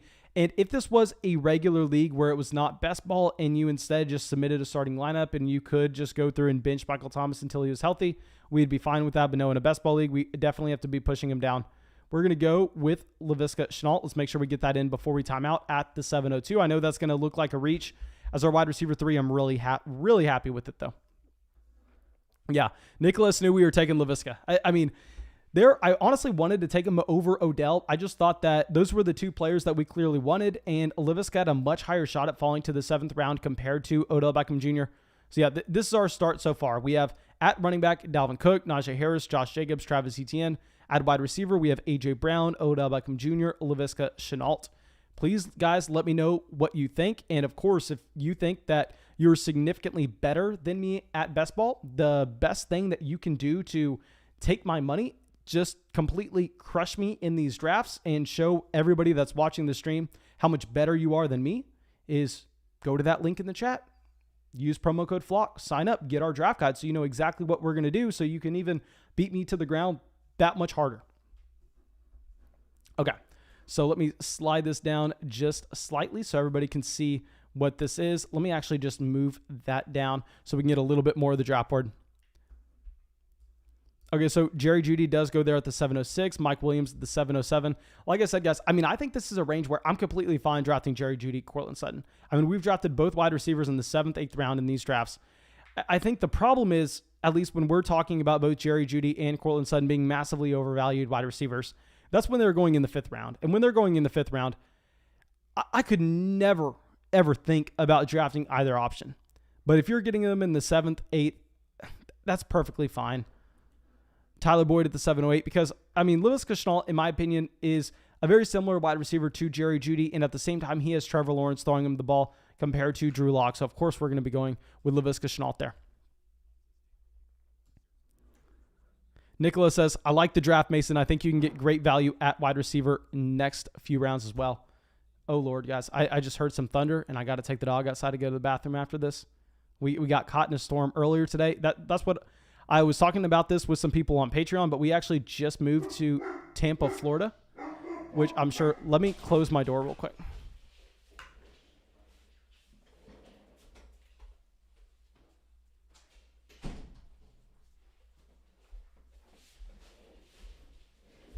Sorry about that, my dudes. But anyway, I mean, we actually got caught in the storm earlier, and it was horrendous. I'll just say that. I mean, it was like a flash flood almost.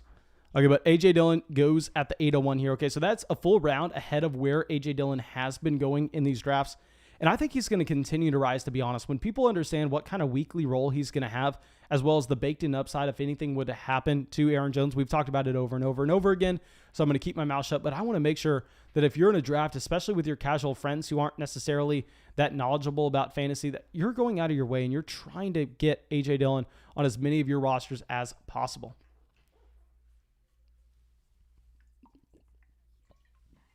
Okay, Zachary says, what team do you support? My man, honestly, I don't root for any NFL teams, to be completely honest. I used to root for the Houston Texans back when, I mean, they had like Matt Schaub and Andre Johnson. But literally, I got into Dynasty Fantasy Football, and Fantasy Football consumed my life back in 2014, where it was the only thing that I ever thought about. And I just wanted to evaluate prospects coming into the NFL. I just wanted to look and know everything about certain wide receivers and running backs that I possibly could. So since that happened, I mean, I really don't care about the Texans at all. I haven't for years. I mean, I wouldn't even be able to tell you if they were winning, losing, or what their record would be on any given week basis. So yeah, I mean, I don't really care for any NFL teams, just like players, to be completely honest.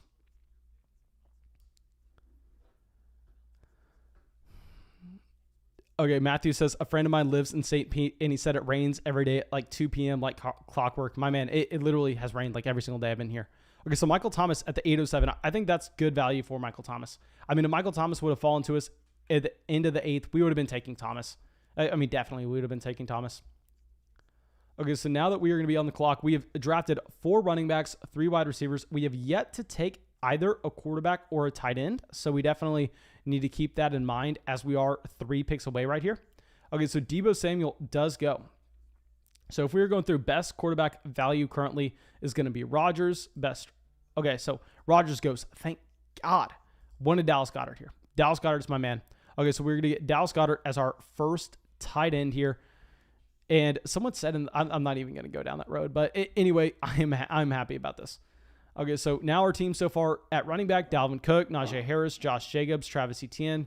At wide receiver, A.J. Brown, Odell Beckham Jr., Laviska Shenault, Dallas Goedert. Okay, so I'm happy about the start. We're about to get another pick coming up. I mean, at running back, really the only player that we would even consider is Michael Carter. I don't even know if we want to draft another running back in this entire draft, though, to be completely honest. So probably hoping that Julio decides to go Carter here so we don't even have to consider it, because we're definitely going to need to hammer in some wide receivers. I think if we don't start drafting wide receivers here, this team is probably dead, to be completely honest. I mean, I think that we need to hit wide receivers in these rounds. Okay, so let's see where Julio decides to go. Okay, come on. He takes it all the way down to the clock. Who does he get?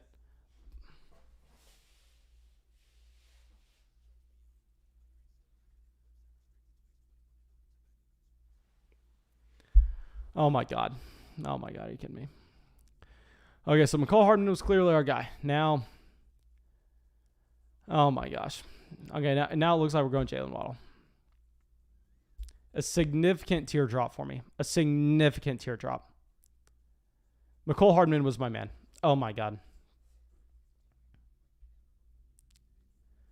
Okay, that was difficult to see, to say the least. I mean, I wanted McCall Hardman so bad at the 902. We should have taken him at the 9. We shouldn't have risked it. We should have taken him at the 811. That's my fault. Julio in the chat saying, sorry, Mason. No. Get out of here. I'm banning you from the chat right now. I'm banning you. Oh, my God. Oh, my gosh. I don't have anything to say. My night is ruined. My night is ruined. Okay, but anyway, realistically, let's try to let's try not to let that ruin our draft. What we should have probably done there is we should have taken Michael Carter after McCole Hardman goes off the board, get our fifth running back, and never dropped another one. But honestly, I think that we got to recalibrate here. I'm going off the rails. Okay, Arnav says you could have waited on Dallas. He already had Kittle. Just pouring salt in the wound, aren't you? Just making me feel even worse about it, my man. But thank you for. Of course, I always encourage y'all to tell me how I can get better. Thank you for that, my man. And Nicholas says, I think Hardman was the pick because you could get Goddard or Higbee, Mason. Honestly, I don't think Tyler Higbee's in the same tier as Dallas Goedert for me. So I don't like that thought process. But I do think that we possibly should have gone somewhere else other than Jalen Waddle at that selection. We probably shouldn't have tilted. We probably should have gone with Michael Carter. But it is what it is. Now, I think the correct call is y'all saying that Julio already had a tight end, so we should have been paying attention to that compared to going out there and just wanting to get Dallas Goedert. I think that is a very good call, and I should have listened to that compared to just saying that Tyler Higbee and Dallas Goedert were close enough. JP saying, pull yourself together, Mason. I'm trying, my man. I'm trying my best right here.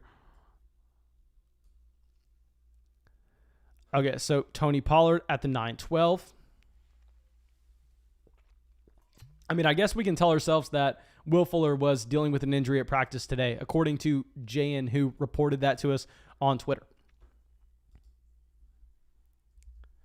Okay, so Joe Burrow at the 10-01, Leonard Fournette. Okay, so let's see how many teams have loaded up on QB. Okay, so we have one quarterback here, two QBs here, one QB here, but it's Patrick Mahomes, Jalen Hurts, Kyler Murray, Matthew Stafford, Lamar. So I think we're the only team who's yet to draft a quarterback, to be honest. I mean, we still got to go out there and we still have to draft one relatively soon, just given the fact that because this is best ball, it's not like people are just going to stop drafting them after they have their first.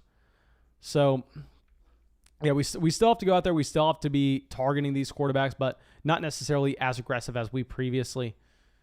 I mean, not necessarily as laid back as we would before.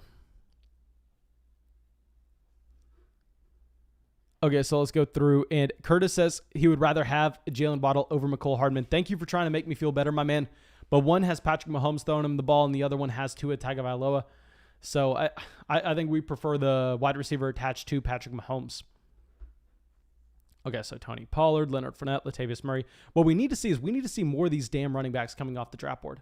Because our thought process, I guess it's actually kind of worked because you go through and you look at best players according to ADP, and running backs are pushed. I mean, running backs have been going off the board very early on. So I actually guess it worked exactly what we wanted to do to push up these running backs later on in the draft. But we need to see them continuing to come off the board. We need to see more guys like David Johnson drafted, leaving those wide receivers for us because, I mean, that's kind of what you try to accomplish when you draft these four guys to start it off. Now, J.D. McKissick at the 10-06. Zach says, if not drafting McCole Hardman is the worst thing you do, you'll be fine. That's pretty funny, my man. Okay, so Darnell Mooney at the 10-07. Now, if we're looking for stack potential, there are a few guys that I want to focus in on. Ryan Tannehill, now no longer an option. And it looks like Mr. Padilla is just targeting us at this point. He doesn't have any of those Tennessee Titans, but it is what it is. I mean, it is what it is. Steven says, what we need to see is a jacket that is not the color blue. My man, I know we have gotten that feedback so many times. I know people want me to stop wearing the jacket, but hey, it's a part of the brand at this point, my man. It's on me like a tattoo. I can't take it off. Okay, so now we are going to be up in one pick. So I think we actually double tap wide receiver. Maybe I'm overthinking. We have four wide receivers. Robert Tonyan goes. How many QBs are left? I think we're going to go one quarterback, one wide receiver. There are multiple wide receivers that I'm fine with having.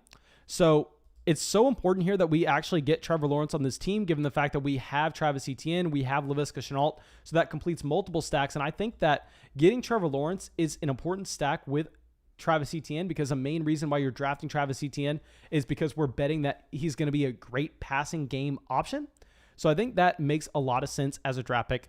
And also, guys, I just saw that we passed 300 likes on the live stream. Thank you so much for everybody who's gone down there and has dropped a like on the stream. That is absolutely massive. Okay, so now Henry Ruggs goes at the 10-12. Honestly, fine with Henry Ruggs going, not necessarily one of the wide receivers that we wanted. Now, I think based on this team, we can go a couple different ways here. Obviously, we're going with a wide receiver, though.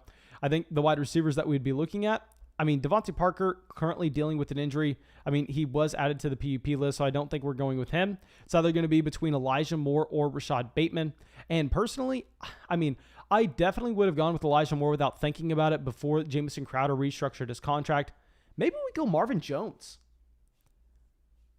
I'm going to be calling an audible here, and given the fact that we have Laviska Shenault, Travis Etienne, Trevor Lawrence, we make this a Jacksonville Jaguars stack. We raise our ceiling, while yes, we lower our floor. I mean, if Trevor Lawrence is a bad quarterback, we're losing this league, and that's clear. But I think getting a Marvin Jones here actually makes a lot of sense for this team construction, even if we quote-unquote reach a little bit. A big thing is we're picking at the end here. I mean, we're picking at the 102, so when you're picking at the 102, you can't necessarily just wait and see if a player is going to fall back to you and get the best value available. So we're going to reach a little bit. We're going to get Marvin Jones. Okay, Michael says we took his pick with Marvin Jones. See, Marvin Jones isn't a sexy name. Obviously, you'd rather have a name like Elijah Moore or Rashad Bateman.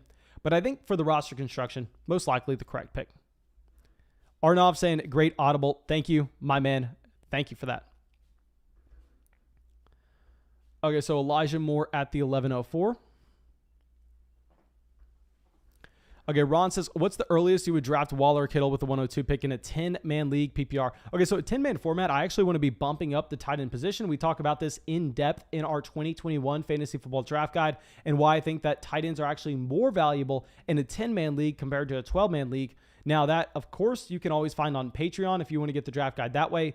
But a way better way for you to get it, a way cheaper way for you to get it is actually just going to be by signing up for Underdog, which is the site that we're playing on right now. We're going to be playing on every single night until the start of the season with promo code FLOCK. So that's the easiest way you can get the draft guide. And then just shoot me a DM once you make your first deposit and with your email address so I can get you those guides.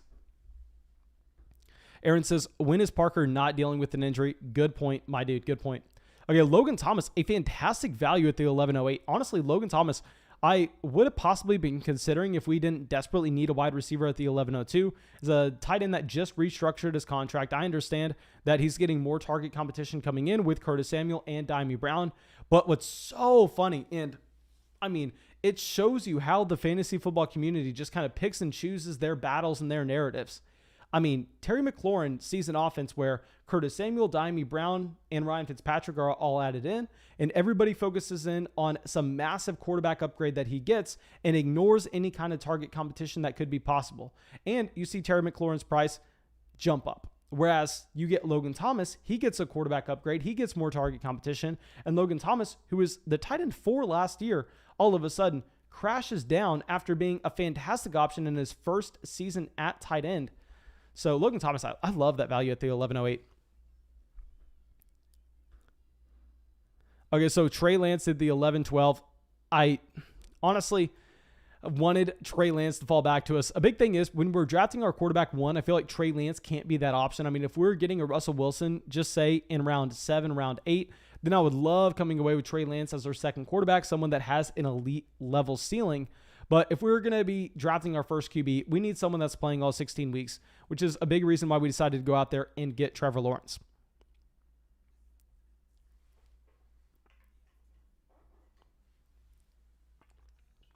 Okay. So Gabriel Davis, T.Y. Hilton. T.Y. Hilton goes pretty damn early in these.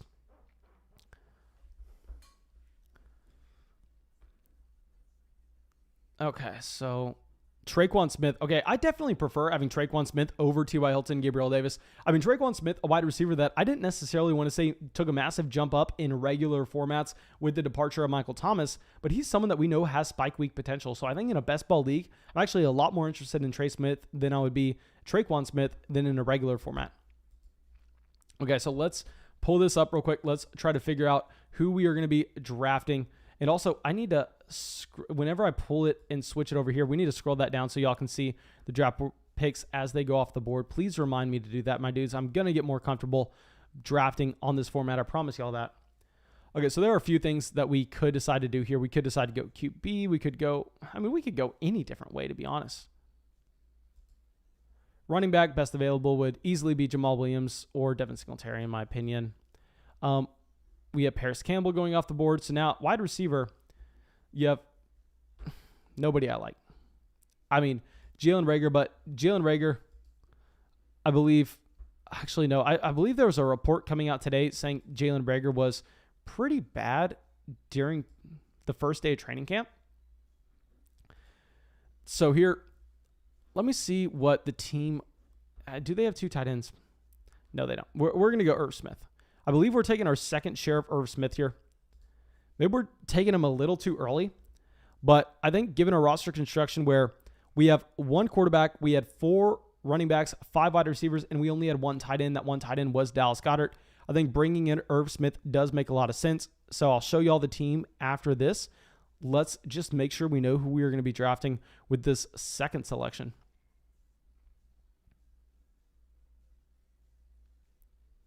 Yeah, so I really like how our strategy of going 4 running backs early actually shaped up, because you look at the draft board right here, and I mean, it's pretty much all just quarterbacks, wide receivers. I mean, very few running backs are actually the best available players right now, and I think that's because teams later on kind of to reach up and pay for them at a slight premium. Okay, so Julio decides to go with Kirk Cousins. I think we're actually going to have to go, I think we have to go with the second quarterback. I think we're going to either be forced to go between Justin Fields or Matt Ryan. I don't love the idea of drafting Matt Ryan in multiple formats, especially this league where we don't have a possible stack. But a problem is that when we're looking at this format, we really need to make sure we have guys that we know are going to start all 16 weeks. So I think you actually have that kind of guarantee with Matt Ryan, and he fits nicer with what we're trying to accomplish as our other quarterback being Trevor Lawrence. So yeah, we are going to be going with Matt Ryan there. Clint says, what's the hype around Irv Smith? Okay, so Irv Smith came out in the same draft class as TJ Hawkinson, Noah Fant. He was actually I don't want to say youngest tight end ever drafted, but he was right up there. He's 20 years old whenever he got drafted, was able to get on the field right away at 20 years old when we know tight ends typically don't break out until they're 25, 26. Now Kyle Rudolph is going over to Minnesota. So I think we're going Irv Smith, Matt Ryan there, just making sure that we're kind of fine going through and locking up those positions, because a big problem is if we were in the middle of the draft, possibly we would be fine going wide receiver. But when we don't pick again for another 20 selections, we're kind of rolling the dice that we even get a starting quarterback, or we even get a tight end that we can feel comfortable about as a tight end 2 on the way back to us. So those are more so picks that we just kind of have to go out there and make. I mean, you see Julio doing something very similar here at the turn where he gets both Kirk Cousins and Rob Gronkowski. So he kind of inverses what we do, but we both decide to go QB and tight end there because, I mean, you're coming to the end of those positions as relatively safe starters. I mean, Carson Wentz is now off the board at the 1306. I definitely prefer having Matt Ryan over Carson Wentz. Okay, so Tua Tagovailoa, yeah, you have those quarterbacks coming off, so I'm very happy we got Matt Ryan. Very, very happy. Because the best quarterbacks available now, how many starters? I mean, you have Baker Mayfield available. You have, who do you even have available? Baker Mayfield, Daniel Jones, Zach Wilson. I don't even want to throw Ryan Fitzpatrick in there. I know he'll have some spike weeks, but I don't even know how many weeks he'll be playing, to be honest. Okay, so Devin Singletary. I really think we're probably going to be drafting a decent amount of Devin Singletary if he's going in the 13th round like this. I mean, we're going to be drafting a lot more Kenyon Drake. I'll tell you this, Kenyon Drake in the 11th is even better. But, I mean, Devin Singletary at the end of the 13th. Running back that I hated last offseason. I think is actually a really good value there. Okay, we actually passed 320 likes in the live stream. Thank you so much for everybody going down there and dropping a like. Okay, so Nicholas says, to be honest, Mason, if you get Tannehill and Hardman on your team, it would have been stacked. Okay, so let me go back and see. Yeah, I mean, we didn't have an option at either one, I want to say. I mean, at Tannehill, we can't take Tannehill all the way at the 902. He goes at the 1008. I'm fine with Trevor Lawrence. I think our quarterback room is okay, to be honest. Okay, so Hunter Henry at the 1401.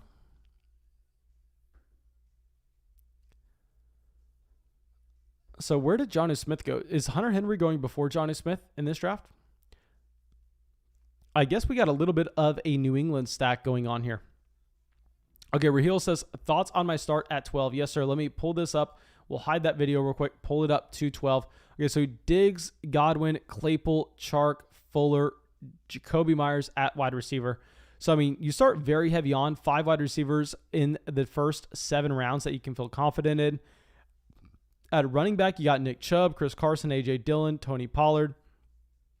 I guess, actually, this is an intriguing start. I think if you can hit a breakout from either Mike Gesicki, Hunter Henry, and you just if you can piece together tight end production, it's going to be a very good team.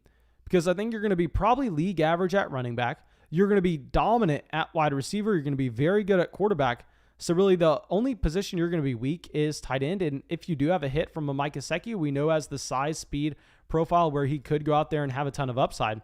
That's going to be a very intriguing game. Okay, so Sterling Shepard at the 1404. So right after Daniel Jones. Daniel Jones also a quarterback I probably will be drafting a decent amount. Okay, Steven says, even if Watson sits a year, he is so much more valuable, at least a second, possibly a first and a second. Okay, so I don't know if y'all are asking what you think the Philadelphia Eagles are going to have to trade to get Deshaun Watson. Yeah, they're going to have to trade more than Jalen Hurts. I promise you they're not just trading Jalen Hurts. If they trade Jalen Hurts straight up for Deshaun Watson, you can guarantee yourself that Watson's in some serious legal trouble because that's the only way that a move like that would actually happen. Okay, so AJ Green here in the middle of the 14th.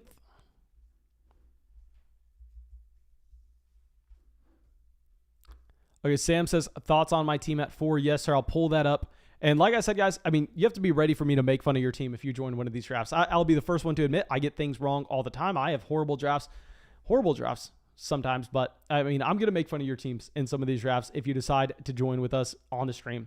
Okay, but Amari Rodgers at the 1404. I will make fun of you real quick, Mr. Padilla. I do not like the Amari Rodgers selection. I think before the Randall Cobb signing, yes, we do like it. But after Randall Cobb signs, I think it's going to be a little too rich for Amari Rodgers. Now, we are going to be on the clock, and we have 2 quarterbacks, 4 running backs, 5 wide receivers, 2 tight ends. So I think we have, honestly, a pretty easy decision here in going with Bryan Edwards as our wide receiver 6. At tight end, don't necessarily love Anthony Firkser with the addition of Julio Jones. I definitely think that you have to be moving him down at wide receiver. I just think Bryan Edwards is a good pick there. Quarterback, Lawrence, Matt Ryan. Possibly we can decide to go 3 quarterbacks on this build. It's going to depend on the value that we get them at, though. So Julio has 2 quarterbacks. We could potentially see him go. No, he's drafted Justin Herbert, Kirk Cousins. I'd be surprised if he grabs a 3rd. At running back, you have running backs. I'm not interested in anybody. Thank God we ended up getting 4 I really like early on. Now Rashad Penny at the 14-12.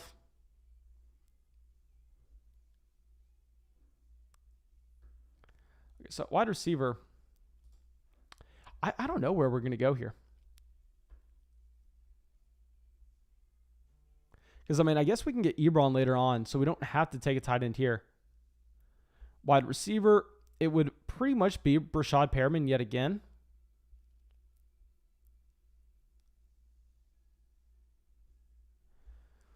Sorry, guys. I'm sitting here thinking this is okay. We actually don't have that much time to think. We're just going to drop Brashad Perriman. We're just going to get a wide receiver that we know is playing snaps, someone that can give us some spike weeks. So, yeah, we're bringing in Brashad Perriman. So now we have, let's just show off the team real quick. Let's go back to the draft board. So we drafted from the 102. We go Dalvin, Najee Harris, A.J. Brown, Jacobs, Travis Etienne, Odell, Laviska, Dallas Goedert, Jalen Waddle, Trevor Lawrence, Marvin Jones, Irv Smith, Matt Ryan, Bryan Edwards, and Brashad Perriman. So now I believe we need to go with at least one more tight end. We need to go with possibly a quarterback, depending on the value that we see. And then also we're probably going to get a 5th running back, but we will see. We will see on that. Okay, so Phil says, are you doing another draft after this? My man, we are doing a ton more drafts after this, but not tonight. We are going to be doing a lot more drafts tomorrow night, the night after that, the night after that. So just make sure you're subscribed. Make sure you're dropping likes on the live stream. And most importantly, make sure you sign up for Underdog with code FLOCK. That way, if you're available tomorrow night or any night this offseason, you can come out and you can live draft with us because I promise you, I'm going to be doing this as much as I can. Nicholas says, I would have taken Crowder over Perriman, but I have them in the same tier, so I get it. A big thing is, I mean, I just think that Elijah Moore is literally, if you take Jamison Crowder, you put him in Madden and you take every single slider and you jack it up 10% and you go, I want this wide receiver to be 10% better in every single way. That's how I imagine Elijah Moore is compared to Jamison Crowder. So while Jamison Crowder definitely going to be getting snaps and stealing some targets, I think that Elijah Moore is going to steal that lunch money pretty quick. Clint says, are these all going to be $100 drafts? No, what we're going to do is we're going to do some $5 drafts. We're going to do some $20 drafts. We're going to do some $100 drafts. I really just wanted to lock and load a $100 draft tonight because it's the first night. It's a very big deal that we come through and we get our first sponsor out here. And I mean, it's like the best sponsorship I could ever ask for. So I was excited about it. I wanted to do a $100 draft. So of course we loaded it in. Now, Cole Kmet going at the 1511. That was the other tight end that we were considering at the 1502. Honestly, we probably should have gone with the tight end there. I mean, if we pull up the draft board right now, at tight end, you have Ferksker, Zach Ertz, Mo Alley Cox, Dawson Knox, O.J. Howard, Hayden Hurst, Dan Arnold, Dalton Schultz. I mean, I guess you have some tight ends you could be intrigued in. Wide receiver, running back, quarterback. Okay, it's going to be interesting to see what we get falling back to us. Okay, let me just go ahead and hide my video real quick. That way everybody can see this entire draft board.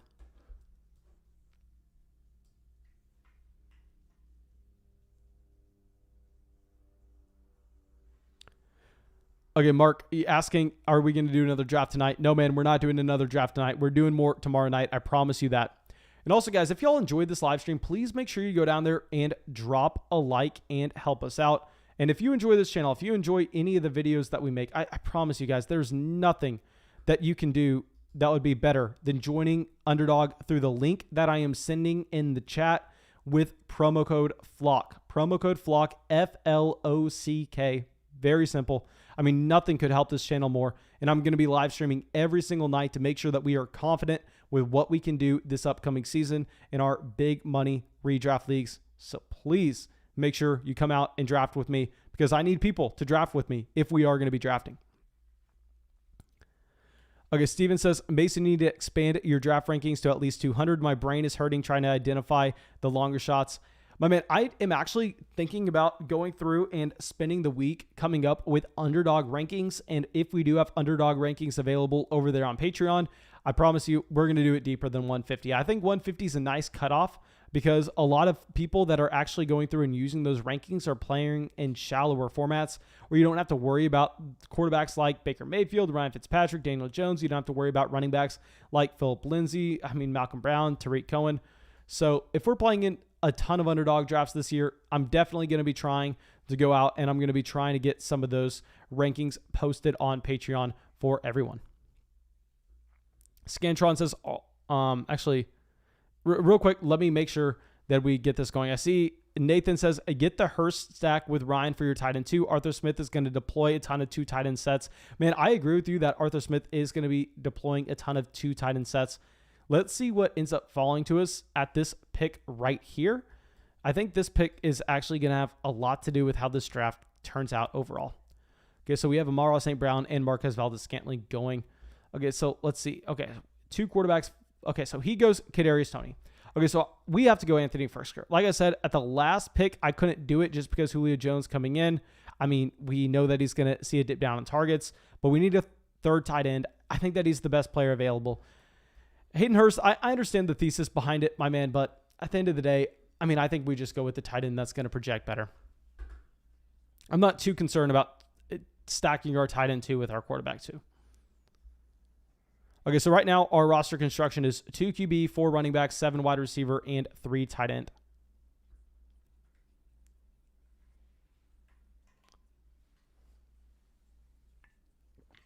Okay, so Allen Lazard goes there. Then we have Cam Newton. Okay, so we are going to be getting Zach Wilson as well as our 3rd quarterback. I didn't know if we were going to be drafting 3 QBs or if we were going to be drafting...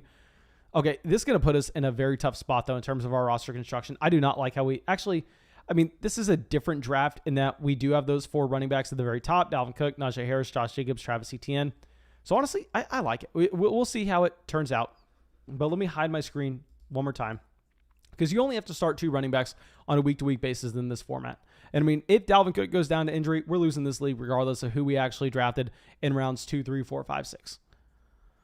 So Tevin Coleman does go, but Zach Wilson, I really like getting him here because he's one of the few players that you know is actually going to be playing every single game, seeing a significant amount of snaps. And I think based on having him as our quarterback 3, it does give us a higher floor and ceiling combination on a week-to-week basis at our quarterback position. And at the same time, we have that same luxury with 3 tight ends as well. Running back, we don't have to worry about too much. Wide receivers, the one spot where I'm a little bit worried about in this format.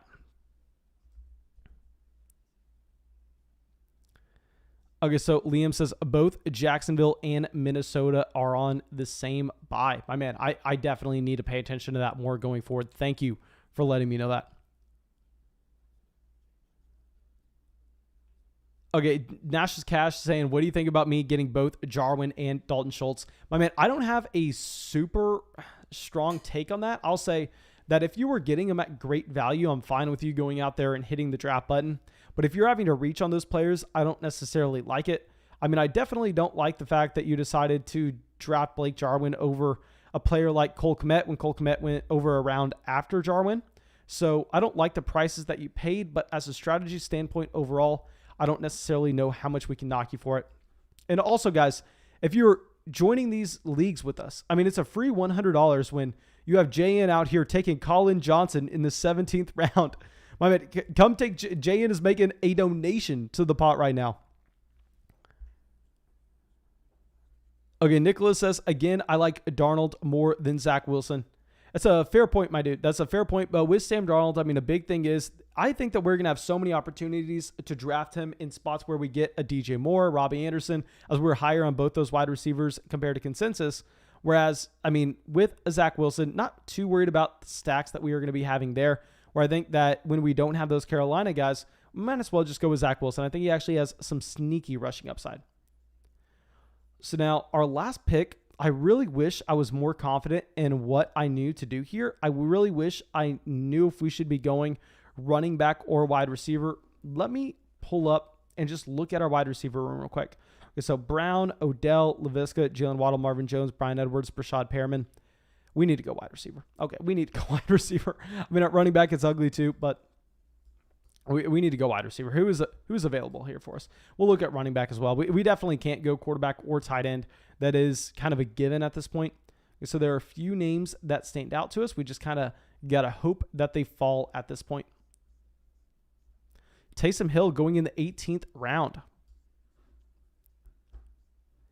JN says Mason is a Sooner deep down. I mean, I would rather be anything else. I would rather literally, oh my God, can you imagine? I can't. I can't even imagine. Alienist says, how many wide receivers do you have, Mason? I believe we have 7. 1, 2, 3, 4, 5, 6, 7. Yeah, we have 7, but the problem is, I know you can get away with having 7 wide receivers.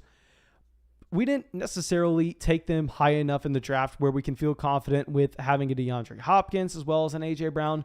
So I think we actually do have to make sure that we have 8 wide receivers on this roster. Alienist says 4 tight ends, question mark. I'm sure that you're just trolling me there on that one, my man.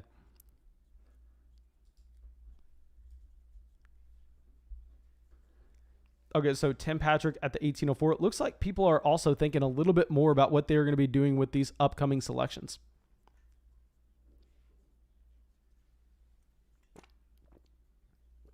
Okay, so Zach Ertz at the 1805. Okay, let me know where y'all think Zach Ertz is actually going to be playing. Do we have? I know somebody said that they thought that he was a little more likely now to actually stay in Philadelphia. I don't have a strong take on what I think is going to end up happening one way or another. So please, if y'all have something that you feel that you know is going on with Zach Ertz, I would love to hear your opinion on where you think he's going to be playing in week 1. Jayan says, I didn't draft Devin Duvernay. My man, thank you for not drafting Devin Duvernay. Let me see how many quarterbacks you actually ended up drafting. Yeah, you had to go quarterback there, to be completely honest. I think the play was you should have taken Derek Carr in the 17th, and then you could have gotten Colin Johnson in the 18th, though. Jim says, was the announcement made? I don't necessarily know what announcement you're talking about, my man. Okay, but we are going to be on the clock, and I don't want to say too much just because I don't want our guy to get sniped. But please, this is what we need in the $100 draft. We need our guy making it to us. Okay, so let's scroll this down real quick so everybody can see these picks as they go off the board.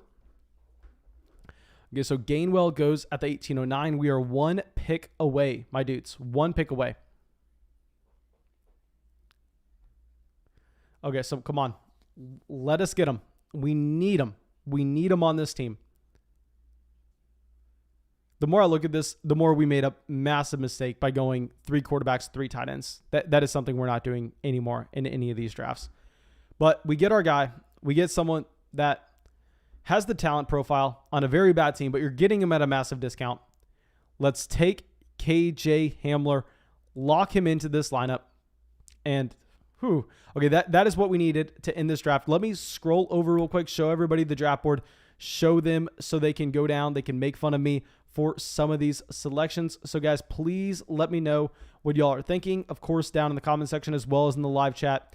And we are going to be doing this every single night. So please go down there, join Underdog, use promo code FLOCK, get a free $25 when you do so. At the same time, you also get our 2021 Fantasy Football Draft Guide. All you have to do is shoot me a DM with your email. Please, guys. I mean, it is, I don't want to say the best thing to ever happen to this channel, but it's pretty damn close. And that should be it, I believe, for this live stream. Thank you, everybody who decided to come out and hang out with us through the entire stream, which is crazy. And I mean, I'm going to send out this link one more time. Please, if y'all have not already, sign up for Underdog. There's nothing you can do that helps this channel more with promo code FLOCK. And that should be it. I will see y'all with the live stream tomorrow.